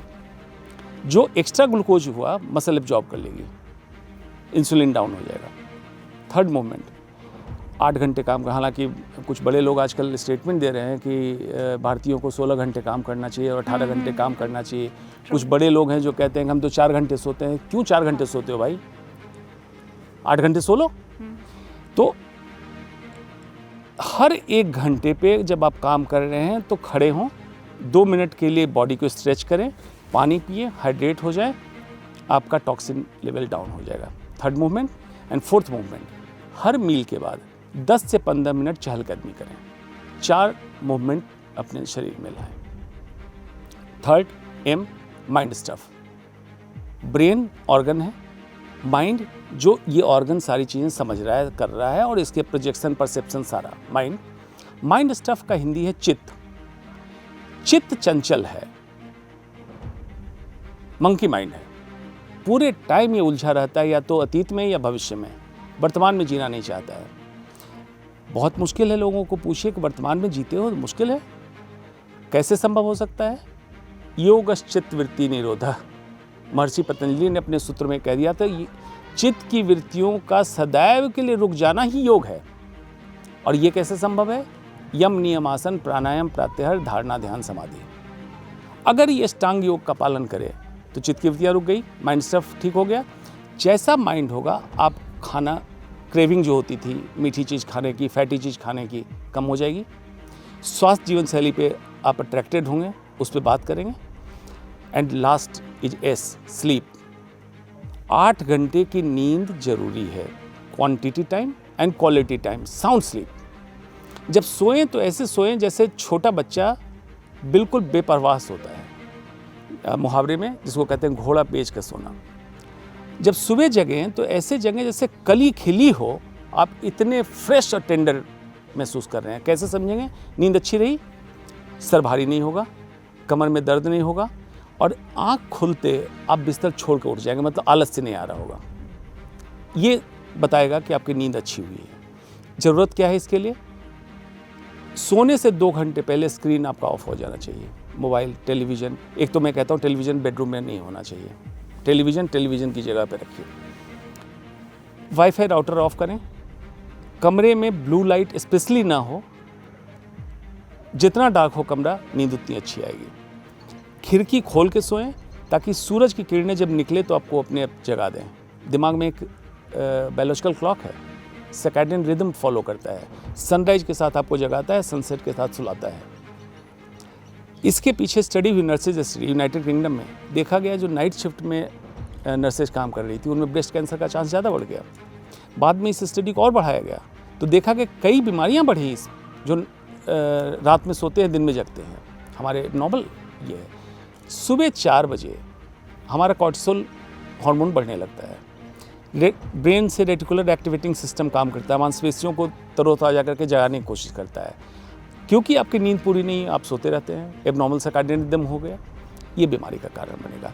MMMS स्वस्थ व्यक्ति भी करे, कैंसर मरीज करे, उसका आउटकम बिल्कुल बदल जाएगा। जैसे माइंड स्टफ की मैंने बात की, पॉजिटिव थिंकिंग लाइफ के प्रति हो जाएगी। स्ट्रेस, एंग्जाइटी के कारण मैक्सिमम लोग आज ये हैं। मेंटल हेल्थ की चर्चा नहीं करना चाहते हैं। लोगों को लगता है, लोग डिक्लेयर करते हैं पागल है। मेंटल हेल्थ इंडिया में मेजर प्रॉब्लम हो चुका है, लोग उस पर चर्चा नहीं कर रहे हैं। सर, ऐसे कई बार होता है कि हम दोस्तों के बीच रहते हैं, कोई अल्कोहल ले रहा है, कोई स्मोक कर रहा है, तो जब उन्हें बोलो कि मत करो, देखो कैंसर के केसेस कितने इंक्रीज़ हो रहे हैं हमारे देश में इसी कारण, तो उनका सीधा जवाब रहता है कि उसने तो कभी स्मोक नहीं किया अपनी लाइफ में, उसने तो कोई गुटखा नहीं खाया, उसने तो अल्कोहल नहीं लिया, तो उसे क्यों कैंसर हुआ। तो इस पर आप क्या कहना चाहेंगे? ये इनका कुतर्क है। अब मान लीजिए आप दिल्ली एनसीआर में रह रहे हैं, प्रदूषण को झेल रहे हैं और भी समस्याएं हैं, उसके ऊपर से तो ये कांस्टेंट बराबर लोड सबके ऊपर हो गया। अब इसके ऊपर से आप सिगरेट, तंबाकू, शराब भी लेते हैं तो आप में तो चांस ज़्यादा रहेगा। दूसरी बात कि सिगरेट के डब्बे पे लिखा है कि सिगरेट पीने से कैंसर होता है, तो मैक्सिमम लोगों का ये होता है कि ठीक है जी, छोड़ दूंगा, कुछ दिनों तो एंजॉय कर लूँ। उनसे मैं बताना चाहता हूँ कि सिगरेट छोड़ने के बाद कैंसर होने की संभावना कम जब होना चालू होगी तो जीरो कब होगी? 30 साल बाद, 30 इयर्स। तो ऐसा ना सोचे कि आप 10 साल सिगरेट पी लेंगे, उसके बाद छोड़ देंगे, अगले दिन से आपको कैंसर का रिस्क कम हो जाएगा। 30 साल तक रिस्क बना रहेगा। तो ये बात तो नहीं बताई गई, सिर्फ प्रेशर में आके आपने लिख दिया। हालांकि टोबैको लॉबी इससे बहुत नाराज़ हो जाती कि आपके पास प्रूफ किया है कि सिगरेट पीने से, तंबाकू खाने से कैंसर होता है। तो मेरे पास तो विज्ञान का आधार है, आपके पास क्या प्रूफ है कि कैंसर नहीं होता है? एक भी प्रूफ नहीं है। तो उनके लिए तो यही समझाना चाहूँगा। एट द सेम टाइम ये समझना उनको बहुत ज़रूरी है कि सिर्फ कैंसर नहीं होता है तंबाकू उत्पाद से। इम्पोर्टेंस, नपुंसकता, बांझपन, हार्ट डिजीज, फेफड़े की समस्या, अनेक समस्या होती है। सिगरेट या तंबाकू का उत्पाद टॉप से बॉटम तक कोई भी बीमारी करा सकता है, तो उनको ये समझना जरूरी है। अब आप सोच रहे हो कि फिर लोग इतने लेते क्यों हैं? दो चीज़ें होती हैं, एक है हैप्पीनेस, दूसरा है हेडोनिज्म। जो क्षणिक सुख की बात हम करते हैं वो हैप्पीनेस नहीं है, वो हेडोनिज्म है। हेडोनिज्म का हिंदी होता है सुखवाद। Smoking, alcohol, sex, pornography, watching Netflix type of जो भी आप टेलीविज़न और स्क्रीन पे स्क्रॉल करते हैं, जॉम्बी स्क्रॉलिंग, शॉपिंग, ये ब्रेन में डोपामिन रिलीज करता है। डोपामिन कहता है मॉलिक्यूल ऑफ मोर, और करो और करो। क्यों? आप एक मंजिल पहुंचेंगे, मंजिल से फिर नीचे आते हैं, क्रेविंग होती है, दोबारा आप करना चाहते हैं। एक अवस्था होती है हैप्पीनेस, जिसको हम कहते हैं आनंद। आनंद एक सतत यात्रा है, आपको कोई मंजिल नहीं मिलेगी, लेकिन आपसे जब पूछेगा तो आप कहोगे कि मुझे अच्छा लगता है, मैं बहुत आनंदित हूँ। लेकिन पूछेगा कि क्या अच्छा लगता है, तो जैसे आपसे कोई पूछे कि गन्ने की मिठास में और रसगुल्ले की मिठास में क्या अंतर है, तो आप क्या कहेंगे? खुद खाओ, चखो, पता चल जाएगा। मैं बता नहीं सकता हूँ। आनंद वही है। आनंद एक ऐसी मिठास है जो अनुभव करेगा वही आनंद की बात कर सकता है, हैप्पीनेस की बात कर सकता है। अदरवाइज ये क्षणिक सुख हेडोनिज्म है, लेकिन इसका इतना बड़ा प्रभाव आपके जीवन में बीमारियों के फॉर्म में आएगा, ये इनको अंदाज़ा नहीं होता है। इसीलिए लोग बार बार नाइट लाइफ, पार्टी और इस तरह की चीज़ों में उलझते जाते हैं। तो जागरूक अगर करना है, जागरूक उस लेवल पे करना है कि हेडोनिस्टिक की जगह हैप्पीनेस के लिए काम करो। Happiness is a journey, it's never a destination. जैसे लाइफस्टाइल को लेकर बात हुई, तो इसमें मैं एक और सवाल पूछना चाहूँगी कि अगर फूड हैबिट्स सही रखें तो क्या कैंसर प्रिवेंट हो सकता है या ठीक भी हो सकता है? बहुत अच्छा सवाल पूछा आपने। इस पर पता है क्या, अब वैज्ञानिक परिकल्पनाओं की बाढ़ आ गई है। लोग कुछ भी वीडियो बना के डाल दे रहे हैं। मॉडर्न मेडिसिन इतने रिसर्च के बाद अभी भी नहीं कह रहा है कि 100% हम कैंसर पे काबू पा रहे हैं, लेकिन कोई भी आधी बातों को पकड़ के उसको कहता है फूड ठीक रखने से, मतलब जो भी हम खाना खाते हैं, पीते हैं, उसको ठीक रखने से आप कैंसर से बचते हैं। सच है, लेकिन इसका मतलब ये नहीं है कि कैंसर हो जाने पे ये क्योर कर देगा। तो फूड का क्या रोल है कैंसर हो जाने के बाद? आपकी रिकवरी में हेल्प करेगा, रिलैप्स मतलब रीअकरेंस में कमी लाएगा, नया कैंसर नहीं पनपने देगा, और इन जनरल आपके जीवन को ठीक करेगा। तो ये अवधारणा नहीं होनी चाहिए कि सिर्फ एक थेरेपी, फॉर एग्जांपल फूड को ठीक करने से, डाइट थेरेपी से कैंसर क्योर हो जाएगा। ये बिल्कुल अवधारणा है। इसके लिए कई ऐसे व्यापारी अलग अलग जगह आके जब बोलते हैं तो मैं उनको ओपन चैलेंज कर चुका हूँ कि जिस विधा की तुम बात कर रहे हो, जिसमें गौमूत्र से भी कोई कैंसर ठीक करने की बात कह रहा है, और कुछ लोग लिखते हैं बाद में कमेंट में कि इनको पता नहीं है, आयुर्वेद में वर्णन है। इसका मतलब है आपने आयुर्वेद नहीं पढ़ी है। आयुर्वेद की कॉन्फ्रेंस में मुझे लेक्चर के लिए बुलाया गया। मैंने लेक्चर के बाद पूछा किस संहिता में इसका उल्लेख है कि गौमूत्र से कैंसर ठीक होता है। किसी ने रेफरेंस नहीं दिया। पढ़े लिखे आयुर्वेद अनपढ़ व्यक्ति आयुर्वेद की प्रैक्टिस करे और कहे कि गौमूत्र से कैंसर ठीक कर रहा हूँ, कोई कह रहा है गोबर से ठीक कर रहा हूँ, कोई कर रहा है NLP से मैं ठीक कर रहा हूँ कैंसर। ऐसे कैंसर इतनी अगर सुलझी, मैं तो ओपन चैलेंज कर रहा हूँ कि कोई अगर एक विधा से ठीक कर रहा हो कैंसर तो बताए, मैं आने को तैयार हूँ। मरीज उसका जांच मैं करके चेक करूँगा, इलाज वो करे, मैं वहीं प्रैक्टिस छोड़ के रहूँगा, उसके बाद चेक करूँगा कैंसर ठीक कर दे, मैं मॉडर्न मेडिसिन की प्रैक्टिस बंद करके उसका शिष्य बन जाऊँगा। मुझे भी अच्छा नहीं लगता है, रोज़ कैंसर की सर्जरी करता हूँ, मुझे भी अच्छा नहीं लगता है। लेकिन सॉलिड प्रमाण के साथ बात करें, सिर्फ सोशल मीडिया पे गाली देने के लिए बात ना करें। भारत एक शास्त्रार्थ का देश रहा है, यहाँ चारवाक भी आए, बुद्ध भी आए। शास्त्रार्थ करें हमारे साथ विज्ञान पे, किसी भी विधा, सारे विधाओं को मैं वेलकम करता हूँ। तो अब कहिएगा जरूरत क्या है? जरूरत है, भारत में 6 पद्धतियाँ हैं इलाज की। मॉडर्न मेडिसिन बाहर से आई, होम्योपैथ जर्मनी से आया, आयुर्वेद हमारी अपनी परंपरा है, नेचुरोपैथ, सिद्धा, यूनानी, ये 6 विधा के लोग इकट्ठे बैठे, हर मरीज के इलाज के लिए कंबाइन अप्रोच लगाएं। इसका मतलब ये नहीं मॉडर्न मेडिसिन डॉक्टर आयुर्वेद का इलाज करे, आयुर्वेद का मॉडर्न मेडिसिन करे, ऐसा नहीं मैं कह रहा हूँ। अल्टीमेट एम हमारा क्या है? मरीज को ठीक रखना और स्वस्थ व्यक्ति को स्वस्थ रखना। आयुर्वेद में कहा जाता है स्वास्थ्य, इसी पे समझ लीजिए। जब मैं कहता हूँ स्वस्थ, मतलब लोग समझते हैं बीमार का इलाज करना स्वास्थ्य है। मॉडर्न मेडिसिन कहता है not mayor absence of disease, सिर्फ बीमारियों का नहीं होना स्वास्थ्य नहीं है, physical, mental and social wellbeing, ये तो मॉडर्न मेडिसिन कहता है। आयुर्वेद कहता है सम दोष सम अग्निश सम धातु मलह क्रिया प्रसन्न आत्मेंद्रिय मन स्वस्थिति ये विधि है। मतलब दोष मल क्रिया सभी का सम अवस्था में होना है। कोविड के टाइम में सुनती थी इम्यूनिटी बढ़ा दो, कम कर दो, बढ़ाना नहीं है, कम भी नहीं करना, सम बराबर। प्रसन्न आत्मेंद्रिय मन, आत्मा, इंद्रिय और मन प्रसन्न हो, इसी को स्वास्थ्य कहते हैं। अगर ये अचीव कर ले 6 विधा मिलके, तब भारत को विश्वगुरु एटलीस्ट स्वास्थ्य बनने से कोई नहीं रोक सकता है। अदरवाइज हम डंका पीटते रह जाए विश्वगुरु बनने की, कभी हम नहीं बन पाएंगे। जैसे आयुर्वेद को लेकर अभी आपने बात कही, तो अभी आपने हाल फिलहाल में आपने भी केस देखा होगा कि नवजोत सिंह सिद्धू की वाइफ कैंसर मुक्त हो चुकी हैं। तो उसने अपने प्रेस कॉन्फ्रेंस में उसने कहा कि मैंने नीम और कच्ची हल्दी इन सभी चीज़ों का बहुत ज़्यादा सेवन करवाया अपनी वाइफ को, तब जाकर वो सही हुई। लेकिन कुछ डॉक्टर ने उस पर ये कहा कि ये तो इलाज हम क्यों कर रहे थे, फिर जब इसी से ठीक हो सकता है तो फिर इलाज का क्या मतलब था कैंसर ट्रीटमेंट का। तो आए दिन ये पहली बार नहीं है ऐसा, क्योंकि आए दिन कंट्रोवर्सी चलती रहती है एलोपैथ और आयुर्वेद में। तो इस पर आपकी क्या राय है? देखो, इसमें ऐसे समझिए, आंशिक तौर पे सिद्धू ने जो कहा है उसमें सच्चाई है, आंशिक तौर पे। अब मैं समझाता हूँ क्या सच्चाई है।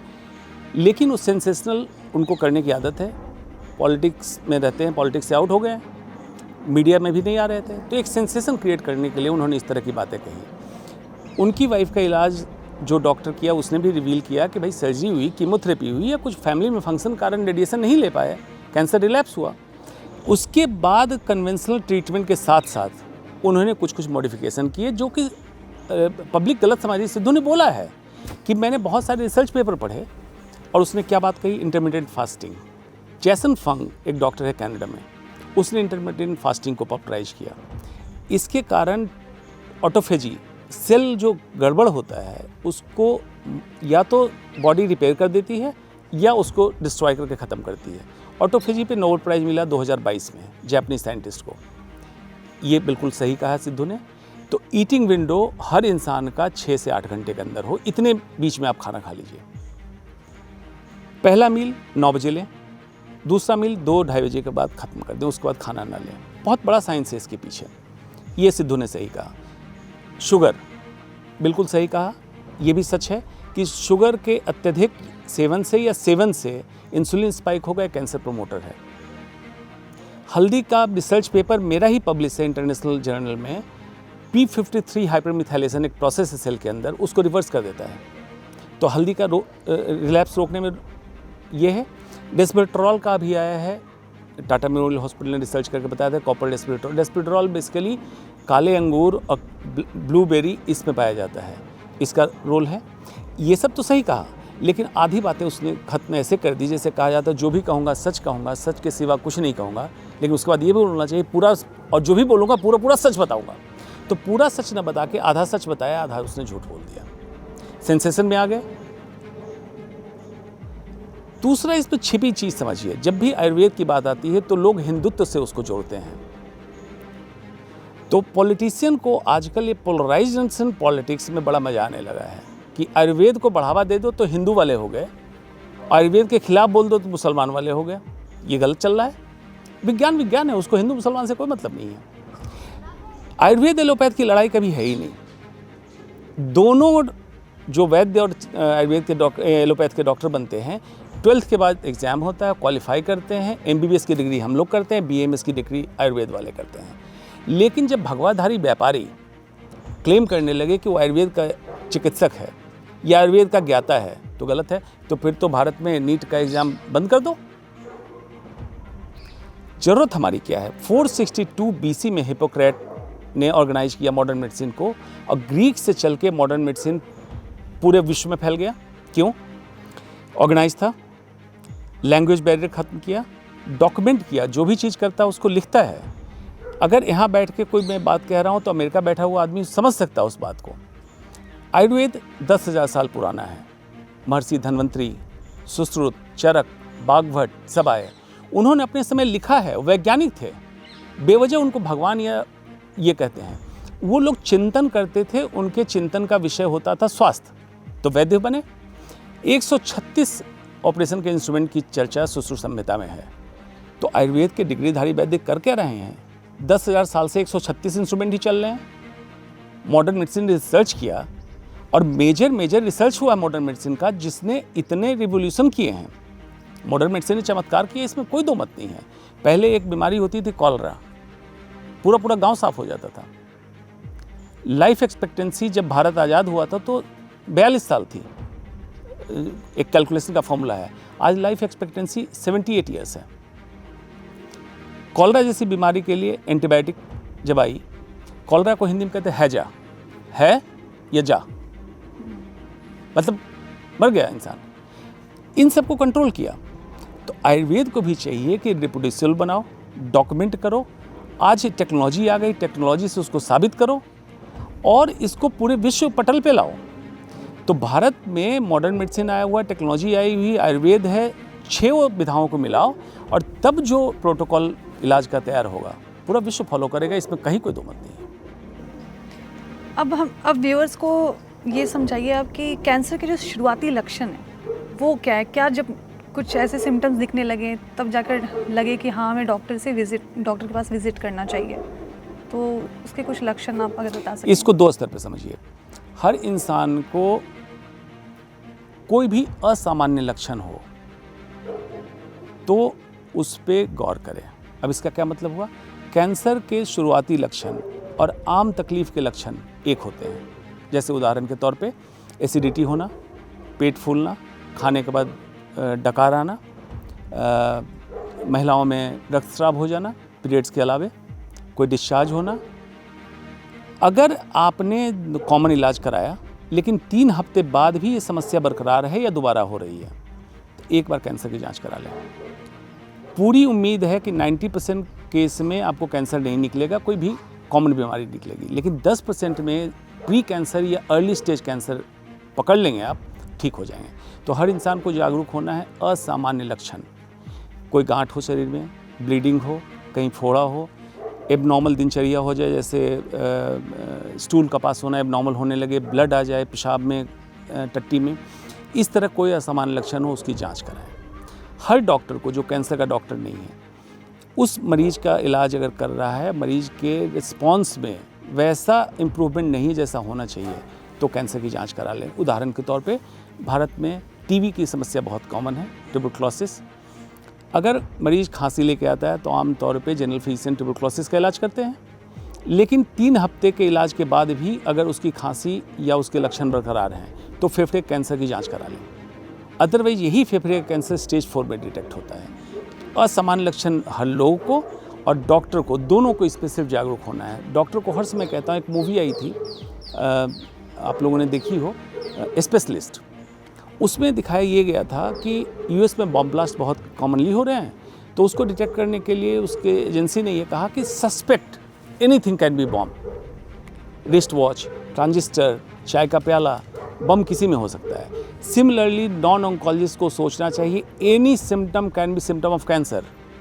अब सिर्फ अपने एंटीना ओपन रखो, कैंसर का अर्ली डिटेक्शन शुरू हो जाएगा। आजकल ब्रेस्ट कैंसर और यूट्रस कैंसर काफ़ी ज़्यादा चर्चा में है, क्योंकि ऐसे बहुत हम डेटा देखते हैं तो आजकल महिलाओं की काफ़ी ज़्यादा डेथ हो रही है बस इन्हीं रीज़न से। तो इससे कैसे हम बच सकें, या इसके क्या अर्ली सिम्टम्स और साइंस हैं? स्तन का कैंसर मेट्रो सिटी में महिलाओं में नंबर 1 कैंसर हो गया है। और बच्चेदानी का कैंसर जिसको कहते हैं, बच्चेदानी के मुंह का कैंसर है, सर्वाइकल कैंसर, ये कॉमन हो गया है।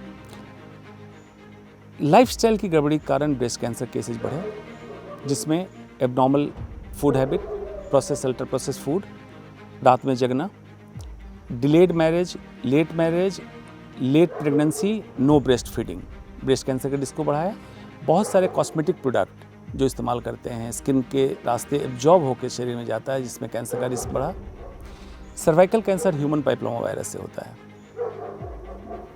HPV 16-18 2 स्ट्रेन है, उसके कारण होता है। इसको समझाने के लिए आप देखते हो गर्दन में कुछ मस्से हो जाते हैं, वो भी ह्यूमन पाइपलोमा वायरस से होता है, लेकिन उसका स्ट्रेन अलग है।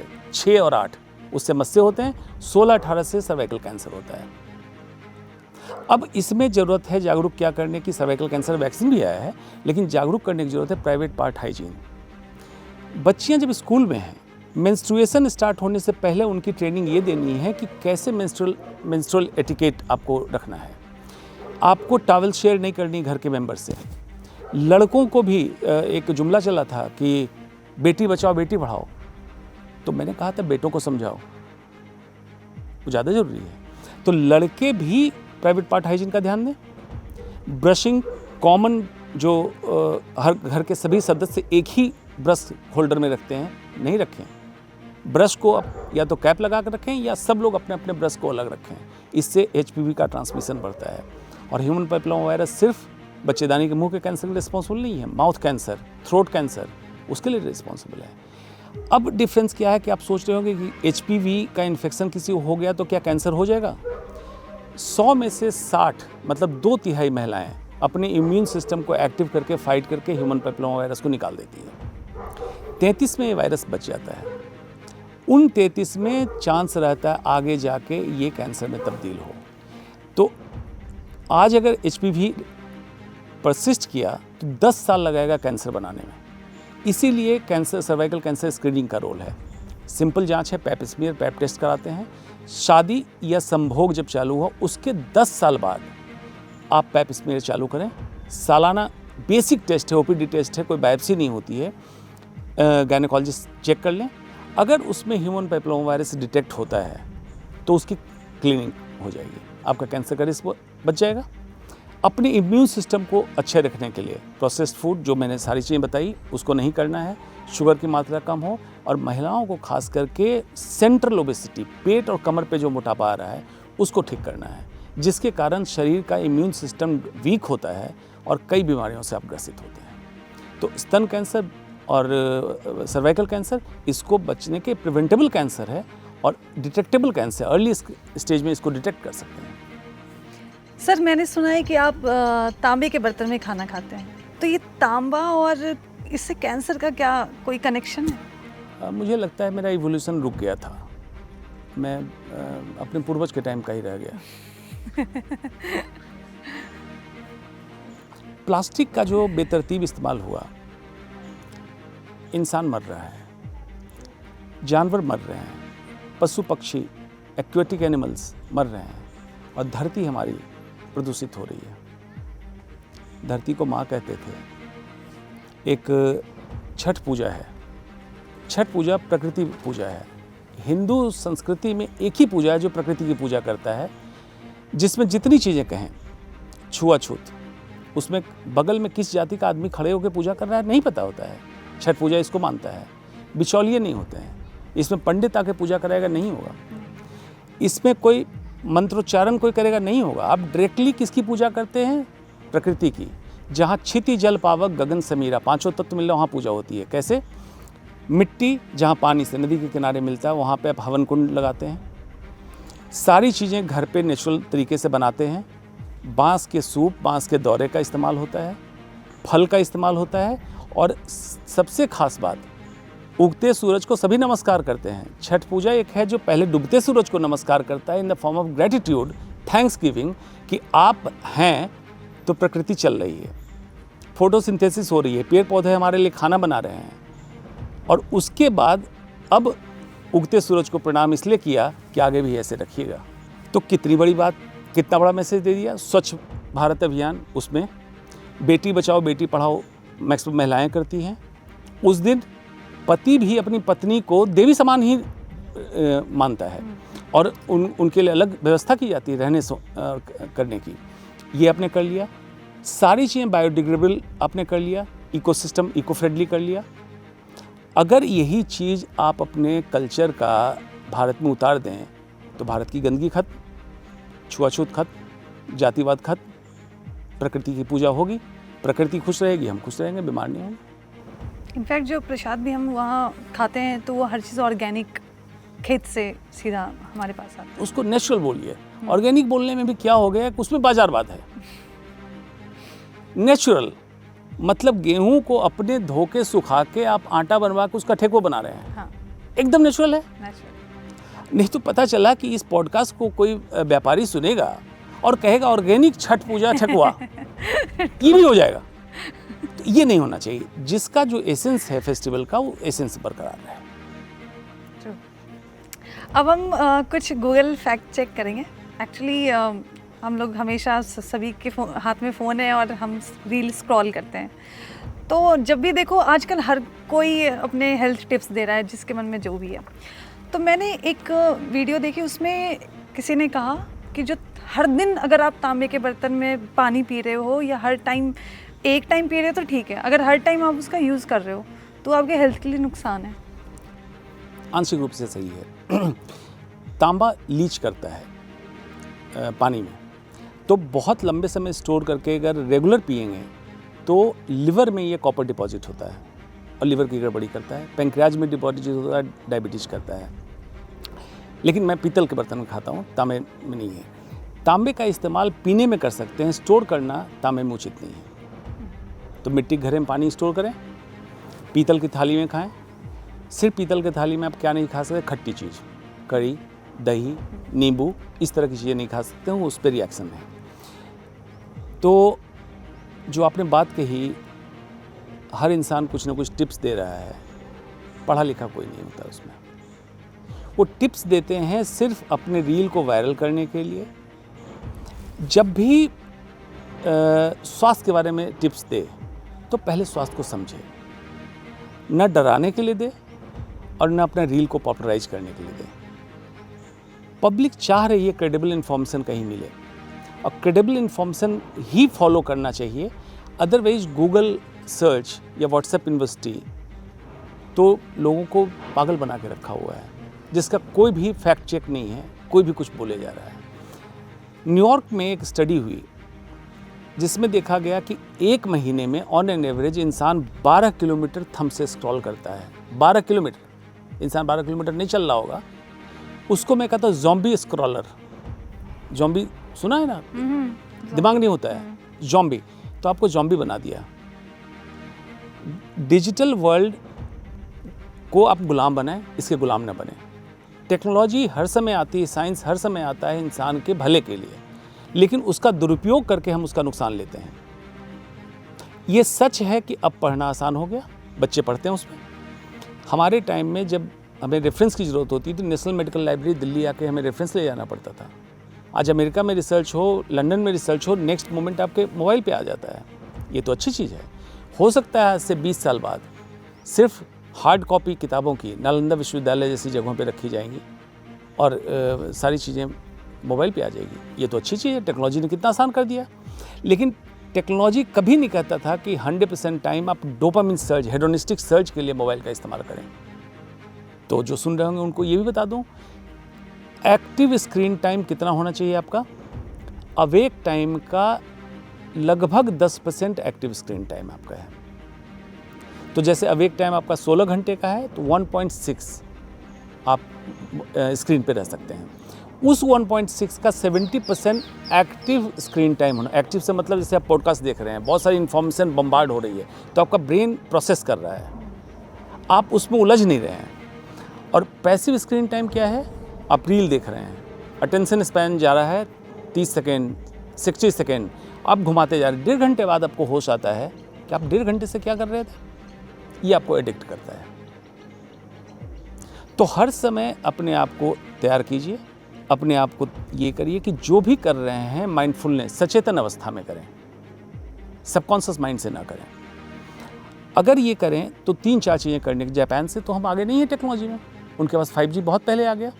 उनके यहाँ कॉन्सेप्ट है इचिगो इची, जब जिस मोमेंट में हो उस मोमेंट को एंजॉय करो। तो एक टी टाइम उनका होता है, टी जोन में मोबाइल अलाउड नहीं है।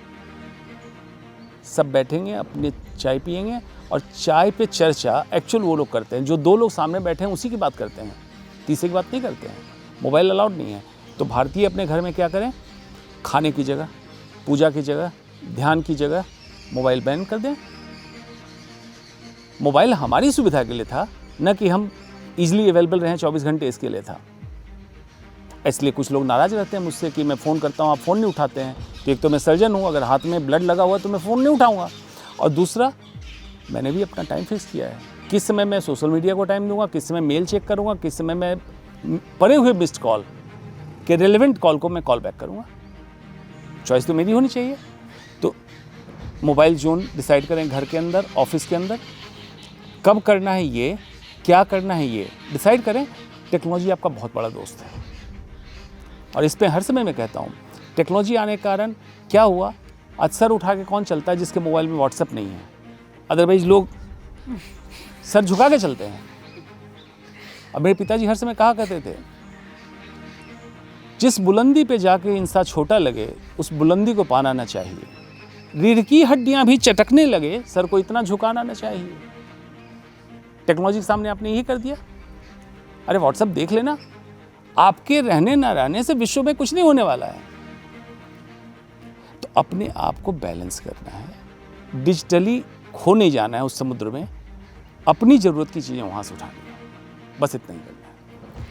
आम आदमी के लिए तो चलो हम मान सकते हैं कि हाँ लाइफस्टाइल में कुछ कमियां होती हैं, तो चलो कैंसर हो गया या कोई बीमारी, लेकिन जब सेलेब्स को होने लगे, क्योंकि उनकी तो लाइफस्टाइल कहीं गुना ज़्यादा अच्छी है हमसे, वो जब से ज़्यादा इन्वेस्ट ही अपनी लाइफस्टाइल में करते हैं, तो उन्हें क्यों कैंसर होता है? जैसे अभी हिना खान का हुआ या ताहिरा कश्यप है, इरफान खान को भी कैंसर था, इतने सारे सेलेब्स से, बहुत सारे सेलेब्स से, काउंट ऑन कंटिन्यू, तो उन्हें फिर क्यों होता है ये? देखिए, सेलिब्रिटी तो हम कहते हैं, मतलब एक इंसान दूसरे इंसान को सेलिब्रिटी कह रहा है। कैंसर, डीएनए, नेचर, इसके लिए ह्यूमन बॉडी है, ह्यूमन डीएनए है, उसको कोई फ़र्क नहीं पड़ता आप फिल्म में काम करते हैं या क्या है। जिसकी आपने बात कही लाइफस्टाइल की, तो हिंदी जीवन शैली है, तो पहले तो यही समझें ज़िंदगी है क्या। एक उस्ताद का लिखा हुआ है, ज़िंदगी क्या है अनासर में जहूर तरतीब, मौत क्या है इन्हीं अज्जा का परेशान होना। What is life? Whatever we do, manifestation of our all activities life, social life, physical life, mental life, financial life. मौत क्या है इन्हीं अज्जा का परेशान होना। ये जो कंपोनेंट आपने घटक तैयार किए थे जीवन के, ये बिखर जाएं तो मौत है। जैसे समाज आपको बैकआउट कर दे, आपसे बात ना करे, सोशल डेथ, इतने पैसे ना हो आपके पास खाना खा सकें, फाइनेंशियल डेथ, और फिजिकल डेथ लोग जानते हैं। तो सेलिब्रिटी की जो लाइफस्टाइल की आपने बात कही, तो पहले तो ज़िंदगी का नहीं पता है। नंबर 1, एबनॉर्मल स्लीप हैबिट, रात में जगते हैं, दिन में सोते हैं। उनका खाना हर समय पैक्ड फूड होता है, ultra processed and processed food. कुछ लोग एडिक्ट होते हैं, चरस, गांजा, भांग, शराब, कैंसर का कारण। ये लोग सो कॉल्ड फिटनेस के चक्कर में एक्सेसिव जिमिंग करते हैं, मैंने बताया reactive oxygen species heart disease का कारण, कैंसर का कारण, ये एबनॉर्मल कराता है। तो सेलिब्रिटी बोल देना और सेलिब्रिटी लाइफस्टाइल में उनकी मजबूरी है। जैसे टेलीविज़न के एंकर, फिल्म इंडस्ट्री में काम करने वाली महिलाएं, इनकी मजबूरी है कि उनको फिट रहना है। तो फिट फिजिकल, सिर्फ फिजिकल फिटनेस की नहीं, विज्ञान से आप समझिए मॉलिक्यूलर हेल्थ की बात। सेल कोशिकाओं के अंदर जो आपका स्वास्थ्य है वो कैसा हो रहा है, और उसके बाद जो फिटनेस होगी वो एक्चुअल फिटनेस आपकी होगी। फिजिकल एंड मेंटल दोनों, मॉलिक्यूलर हेल्थ जब ठीक होगा तो आप मेंटली एंड फिजिकली दोनों साउंड होंगे। अभी हमने थोड़ी देर पहले बात किया था सर्वाइकल कैंसर और ब्रेस्ट कैंसर से रिलेटेड, और गवर्नमेंट ने वैक्सीन निकाली थी, तो क्या वो सेफ है लेना या नहीं? कैंसर वैक्सीन, जैसा मैंने बताया, ह्यूमन पैपिलोमा वायरस के अगेंस्ट वैक्सीन निकाली गई। अभी तक के सारे ट्रायल में उस वैक्सीन को सेफ माना गया। प्रोटेक्शन उसका 70 to 72% है, 70%, मतलब 100% प्रोटेक्शन नहीं है। लेकिन वैक्सीन की चर्चा इसलिए हो रही कि कंपनी ने वैक्सीन निकाली तो बाजारवाद है इसमें, तो इसका एडवर्टीजमेंट भी करना है। लेकिन उसके साथ अगर ये करते कि जिसकी मैंने बात कही, private part hygiene, menstrual etiquette, लड़कों को प्राइवेट पार्ट क्लीनिंग, इन सब की ट्रेनिंग दें, तो प्रोटेक्शन रेट बढ़ के क्लोज टू 90% हो सकता है। तो दोनों चीज़ों की ज़रूरत है, vaccine and education of menstrual health and private part hygiene, तब जाके होगा। हमारे देश में कैंसर के ऊपर रिसर्च सबसे ज़्यादा कौन कर रहा है? कोई नहीं कर रहा है। कारण बताता हूँ। अमेरिका का जीडीपी भारत के कई गुना ज़्यादा है, पता होगा। उस जीडीपी का 16% अमेरिका खर्च करता है हेल्थ पे। भारत का जीडीपी कितना कम है? उसका सिर्फ 1.9% हम खर्च करते हैं हेल्थ पे। उस 1.9% का 1.2% हम खर्च करते हैं रिसर्च पे। तो क्या रिसर्च होगा? भारत पीछे जाने में लगा हुआ है, गौमूत्र पे रिसर्च करेंगे। अगर सही से रिसर्च करे भारत, तो भारत के अंदर टैलेंट, पोटेंशियल बहुत ज़्यादा है। दूसरा, जब दवाइयाँ अपनी बनेगी तो सस्ती होगी, अफोर्डेबल होगी लोगों को, पूरा विश्व हमसे खरीदेगा तो हमारे कंट्री का रेवेन्यू बढ़ेगा। अगर हम उस लेवल का काम करेंगे तो बाहर से लोग इलाज कराने हमारे यहाँ गवर्नमेंट हॉस्पिटल में आएंगे। तो हमें ज़रूरत है जीडीपी को इम्प्रूव करने की, रिसर्च पे खर्च करने की, और 6 के 6 विधाओं को होलिस्टिकली मिला के काम करने की, तब जाके होगा। लेकिन दिक्कत ये है कि लोग हर्ष में प्रोजेक्ट करते हैं आयुर्वेद एलोपैथ की लड़ाई। आयुर्वेद कह रहा है कि मैं ठीक, मॉडर्न मेडिसिन कह रहा है मैं ठीक। एक्चुअली दोनों में से कोई कंप्लीट नहीं है। सब जब मिलेंगे तो हम क्लोज टू 100% पहुँचेंगे। 100% तब भी नहीं पहुँचेंगे। क्यों? Human body not made by human. गाड़ी नहीं है, कार नहीं है, किसी इंजीनियर ने बनाया, उसने पार्ट पुर्जे की जानकारी आपको दे दी, आप ठीक कर लेंगे। ह्यूमन बॉडी अनसुलझी पहेली रहेगी, आज नहीं आगे भी। तो क्या हेल्थ इंश्योरेंस देकर मोदी सरकार ने कुछ बड़ा काम किया है? स्टार्टिंग में तो अच्छा था। आयुष्मान भारत योजना से 5 लाख कवर होता है, तो जो लोग इलाज नहीं करा पाते थे उनके लिए। लेकिन ये 5 लाख कहाँ खर्च होगा? प्राइवेट में। तो एक प्ली इस पे ठीक है कि गवर्नमेंट में भी इतनी सुविधा नहीं थी, वेटिंग ज़्यादा था, हमने प्राइवेट से पार्टनरशिप कर लिया। लेकिन ये एंट्री अरेंजमेंट तक तो ठीक था। 5 साल 10 साल कोई अवधि बताएं, इतने दिनों तक हम प्राइवेट से कोलैबोरेट करके ऐसे इलाज कराएंगे। In the mean time government की व्यवस्थाओं को दुरुस्त कर लेंगे। और अगर यही करना है तो पब्लिक प्राइवेट पार्टनरशिप मोड बेहतर मोड होगा। मतलब क्या है public private partnership? Ayushman card आप दे रहे हैं, लेकिन जिस हॉस्पिटल को इम्पैनल करें उस पर रेट लिस्ट फिक्स करें। इससे ज़्यादा महंगा आप बाकी लोगों का भी इलाज नहीं करेंगे। कैपिंग हो गई। स्लोली आप मेडिकल कॉलेज को स्ट्रॉन्ग करें। जब आपको लगता है डॉक्टर ज्वाइन नहीं करना चाहते, कई लोग मुझसे पूछते हैं आपने क्यों नहीं ज्वाइन किया मेडिकल कॉलेज? तो जितने हर्डल्स हो सकते हैं, मैं जब डिग्री लेकर लौटा तो मेडिकल कॉलेज ने इतने हर्डल्स क्रिएट करे कि मैं ज्वाइन ना करूं, जिसमें दिल्ली का एक प्रीमियम इंस्टीट्यूट भी है, एक यूपी का है। तो अच्छे डॉक्टर नहीं गए। आप क्या करें पब्लिक प्राइवेट पार्टनरशिप में? जो प्राइवेट में डॉक्टर काम कर रहा है, मैं गारंटी कहता हूँ 70 to 80% डॉक्टर वॉलंटरी सर्विस देने को तैयार हो जाएगा। मेडिकल कॉलेज में, गवर्नमेंट हॉस्पिटल में जाएगा, उसको एक प्रशस्ति पत्र दे दो, पैसा नहीं लेगा आपसे, क्योंकि पैसे कमा चुका उसको चाहिए कि एक रिकॉग्निशन, इंडोर्समेंट कि आप अच्छा काम करते हैं, उसको दे दो। प्राइवेट पब्लिक पार्टनरशिप में दूसरा क्या काम करो, आउटसोर्स करो चीज़ों को और गवर्नमेंट कंट्रोल करे। स्क्रूटनी नहीं है, मॉनिटरिंग नहीं है, तो प्राइवेट अस्पताल को जो मर्जी है मुनाफाखोरी के लिए करने चालू कर दिया। आयुष्मान भारत कार्ड पे कितनी फॉल्स बिलिंग हुई, इसकी मॉनिटरिंग होनी चाहिए। तो एंट्री मैनेजमेंट ठीक है, लॉन्ग टर्म अरेंजमेंट ठीक नहीं, क्योंकि आप राजस्व, कोई भी सरकार में बैठे लोग जब ये इस तरह की चीज़ें देते हैं, राजस्व कहाँ से आता है? टैक्स पेयर के पैसे से। तो हमारा पैसा लेके आप प्राइवेट के बिजनेसमैन को बढ़ा रहे हैं, इसको कंट्रोल करने की जरूरत है, तब जाके ये अच्छी व्यवस्था होगी। तो क्या मेडिकल कॉलेज में रिजर्वेशन होना ज़रूरी है? देखिए, इस पे जब मैं कहता हूँ तो लोग काफ़ी नाराज़ होते हैं। मैं कहता हूँ डिफेंस में, DRDO में आपने रिजर्वेशन नहीं दिया। मेडिकल भी एक इंटरनल सिक्योरिटी का मामला है, इसमें आरक्षण नहीं होना चाहिए। अब इससे मैं क्या मीन करता हूँ, आरक्षण मतलब जाति के आधार पे आरक्षण ना दें, डोनेशन दे के पढ़ने वाले जो हैं वो भी आरक्षित हैं, ना दें, और सिफारिश ना हो। मेडिकल में 3 चीज़ों की ज़रूरत है। क्यों ऐसा है? किसी भी जाति में टैलेंटेड लड़के हो सकते हैं। मेरा पहला स्टूडेंट उस जाति का है जिस जाति को आरक्षण मिलता था, लेकिन वो डायरेक्ट जनरल कैटेगरी में सेलेक्ट होकर आया। आज कैंसर सर्जन उत्तर प्रदेश के अंदर काम कर रहा है। अगर वो जाति के नाम पे आता तो क्या इतना अच्छी सर्जरी करता? और जिनको ऑब्जेक्शन, उनसे मैं पूछता हूँ कि ऐसा ही है तो अपना इलाज आप रिजर्व कैटेगरी या डोनेशन वाले डॉक्टर से क्यों नहीं करा रहे हैं?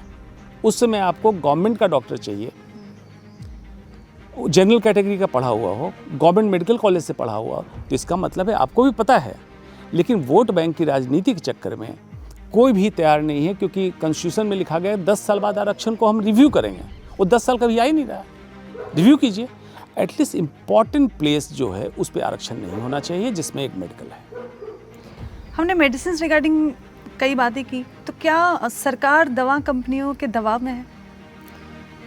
मेडिकल साइंस, मॉडर्न मेडिसिन की किताबें कहाँ लिखी जाती हैं? अमेरिका में। उन किताबों को छपने के पीछे बैकबोन कौन होता है?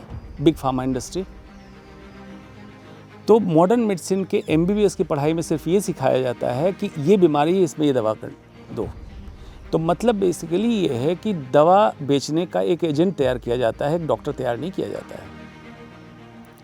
दवा कंपनी के दबाव में हर कंट्री में पॉलिटिशियंस हैं, इसमें कोई दो मत नहीं है। बिग फार्मा इंडस्ट्री स्पॉन्सर करती है इनके पॉलिटिकल मूवमेंट को। तो उसमें जो ज़रूरत है, ये ज़रूरत है कि डॉक्टर खुद पहल ले, और एथिक्स तो डॉक्टर को करना पड़ेगा। कोई ज़बरदस्ती तो आपको डॉक्टर बनाया नहीं है। अगर आपको अनएथिकल तरीके से काम करना तो कोई और प्रोफेशन चुन लेते। अगर डॉक्टरी प्रोफेशन चुन के आए तो कुछ सोच समझ के आया होगा। फिर भी मैं बोल रहा हूँ, एक डॉक्टर बता दे जिसके पास रहने को घर नहीं है, खाने को पैसे नहीं है, चलने को गाड़ी नहीं है, बच्चे को पढ़ाने के लिए स्कूल की फीस नहीं है। एक भी डॉक्टर नहीं है। एक भी डॉक्टर बता दे जो अदानी अंबानी बन गया हो। तो जब तुम इतने रिच भी नहीं बन सकते हो, इतने गरीब भी नहीं हो, तो जो हो रहो यार, औकात पे रहो। तुम एक विस्ल ब्लोअर बन सकते हो। तुम बताओ कि हेल्थ केयर की जानकारी तुमने पढ़ाई की है, क्या क्या ठीक होने की जरूरत है, तुम हाईलाइट करो। जैसे ही होगा, डॉक्टर का जो डॉक्टर की छवि थी, जो ट्रस्ट खोया था डॉक्टर ने, ट्रस्ट वापस आ जाएगा। तो मैंने तो सुना है कि डॉक्टरों को दवा कंपनियां फॉरेन ट्रिप स्पॉन्सर करती है, इस पर आप क्या कहेंगे? हाँ, बिल्कुल करती है। डॉक्टर को दवा कंपनी फॉरेन ट्रिप स्पॉन्सर, अब क्या बताऊँ, आप कंट्रोवर्शियल सारी चीज़ें पूछ रहे हैं। एक बार मैंने अपने चैम्बर के बाहर लिख दिया, dogs and MR are not allowed. तो बड़ा बवाल हुआ। मैं मीन करता था कि जो दवा कंपनी ओरिजिनल मॉलिक्यूल लेके आई है, डॉक्टर पढ़े, अपडेट हो, उसकी दवा लिखे। एक अनपढ़ व्यक्ति, अनपढ़ से मतलब MBBS नहीं हो, रिप्रेजेंटेटिव जो आ रहा है, वो डॉक्टर को पढ़ा रहा है कि ये दवा लिखो। एवज में क्या कर रहा है? उसको गिफ्ट दे रहा है, स्पॉन्सरशिप दे रहा है। लेकिन देखिए, इसके पीछे की घटना इतनी छोटी नहीं है। डॉक्टर को तो आपने फेस पे ले आया, वो कहाँ से दे रहा है ये? क्योंकि उस पर बेतरतीब कुछ भी MRP रख दिया गया, तभी तो दे रहा है। ये MRP कंट्रोल किसके हाथ में है? सेंट्रल गवर्नमेंट के हाथ में है। तो आप इस पे अंकुश लगाओगे, कैसे मॉनिटर करोगे? डॉक्टर को ट्रिप दे रहे हैं कि नहीं दे रहे हैं, गिफ्ट दे रहे हैं कि नहीं दे रहे हैं। आप दवाइयों की MRP पे सेलिंग एक्ट कर दो। न कंपनी के पास एक्सपोनेंशियल प्रॉफिट होगा, न वो डॉक्टर को स्पॉन्सर करेगा, फिर डॉक्टर भी बेवजह की दवा न लिखेगा। अब हर समय मैं कहता हूँ यात्रा शुरू हो गई आपके साथ। इस पॉडकास्ट को सुनने के बाद जो भी आपके मन में सवाल हो या अगले सीरीज में कुछ सुनना चाहते हो, आप लिखें, शास्त्रार्थ करें। हमारा देश चार्वाक बुद्ध जैसे लोगों का है। डिबेट करेंगे, साइंस को सपोर्ट करेंगे, आगे बढ़ेंगे। क्रेडिबल इन्फॉर्मेशन आपके पास, मैं इनसे गुजारिश करूंगा कि आपके तक पहुंचाते रहें। धन्यवाद। बहुत बहुत थैंक यू सर।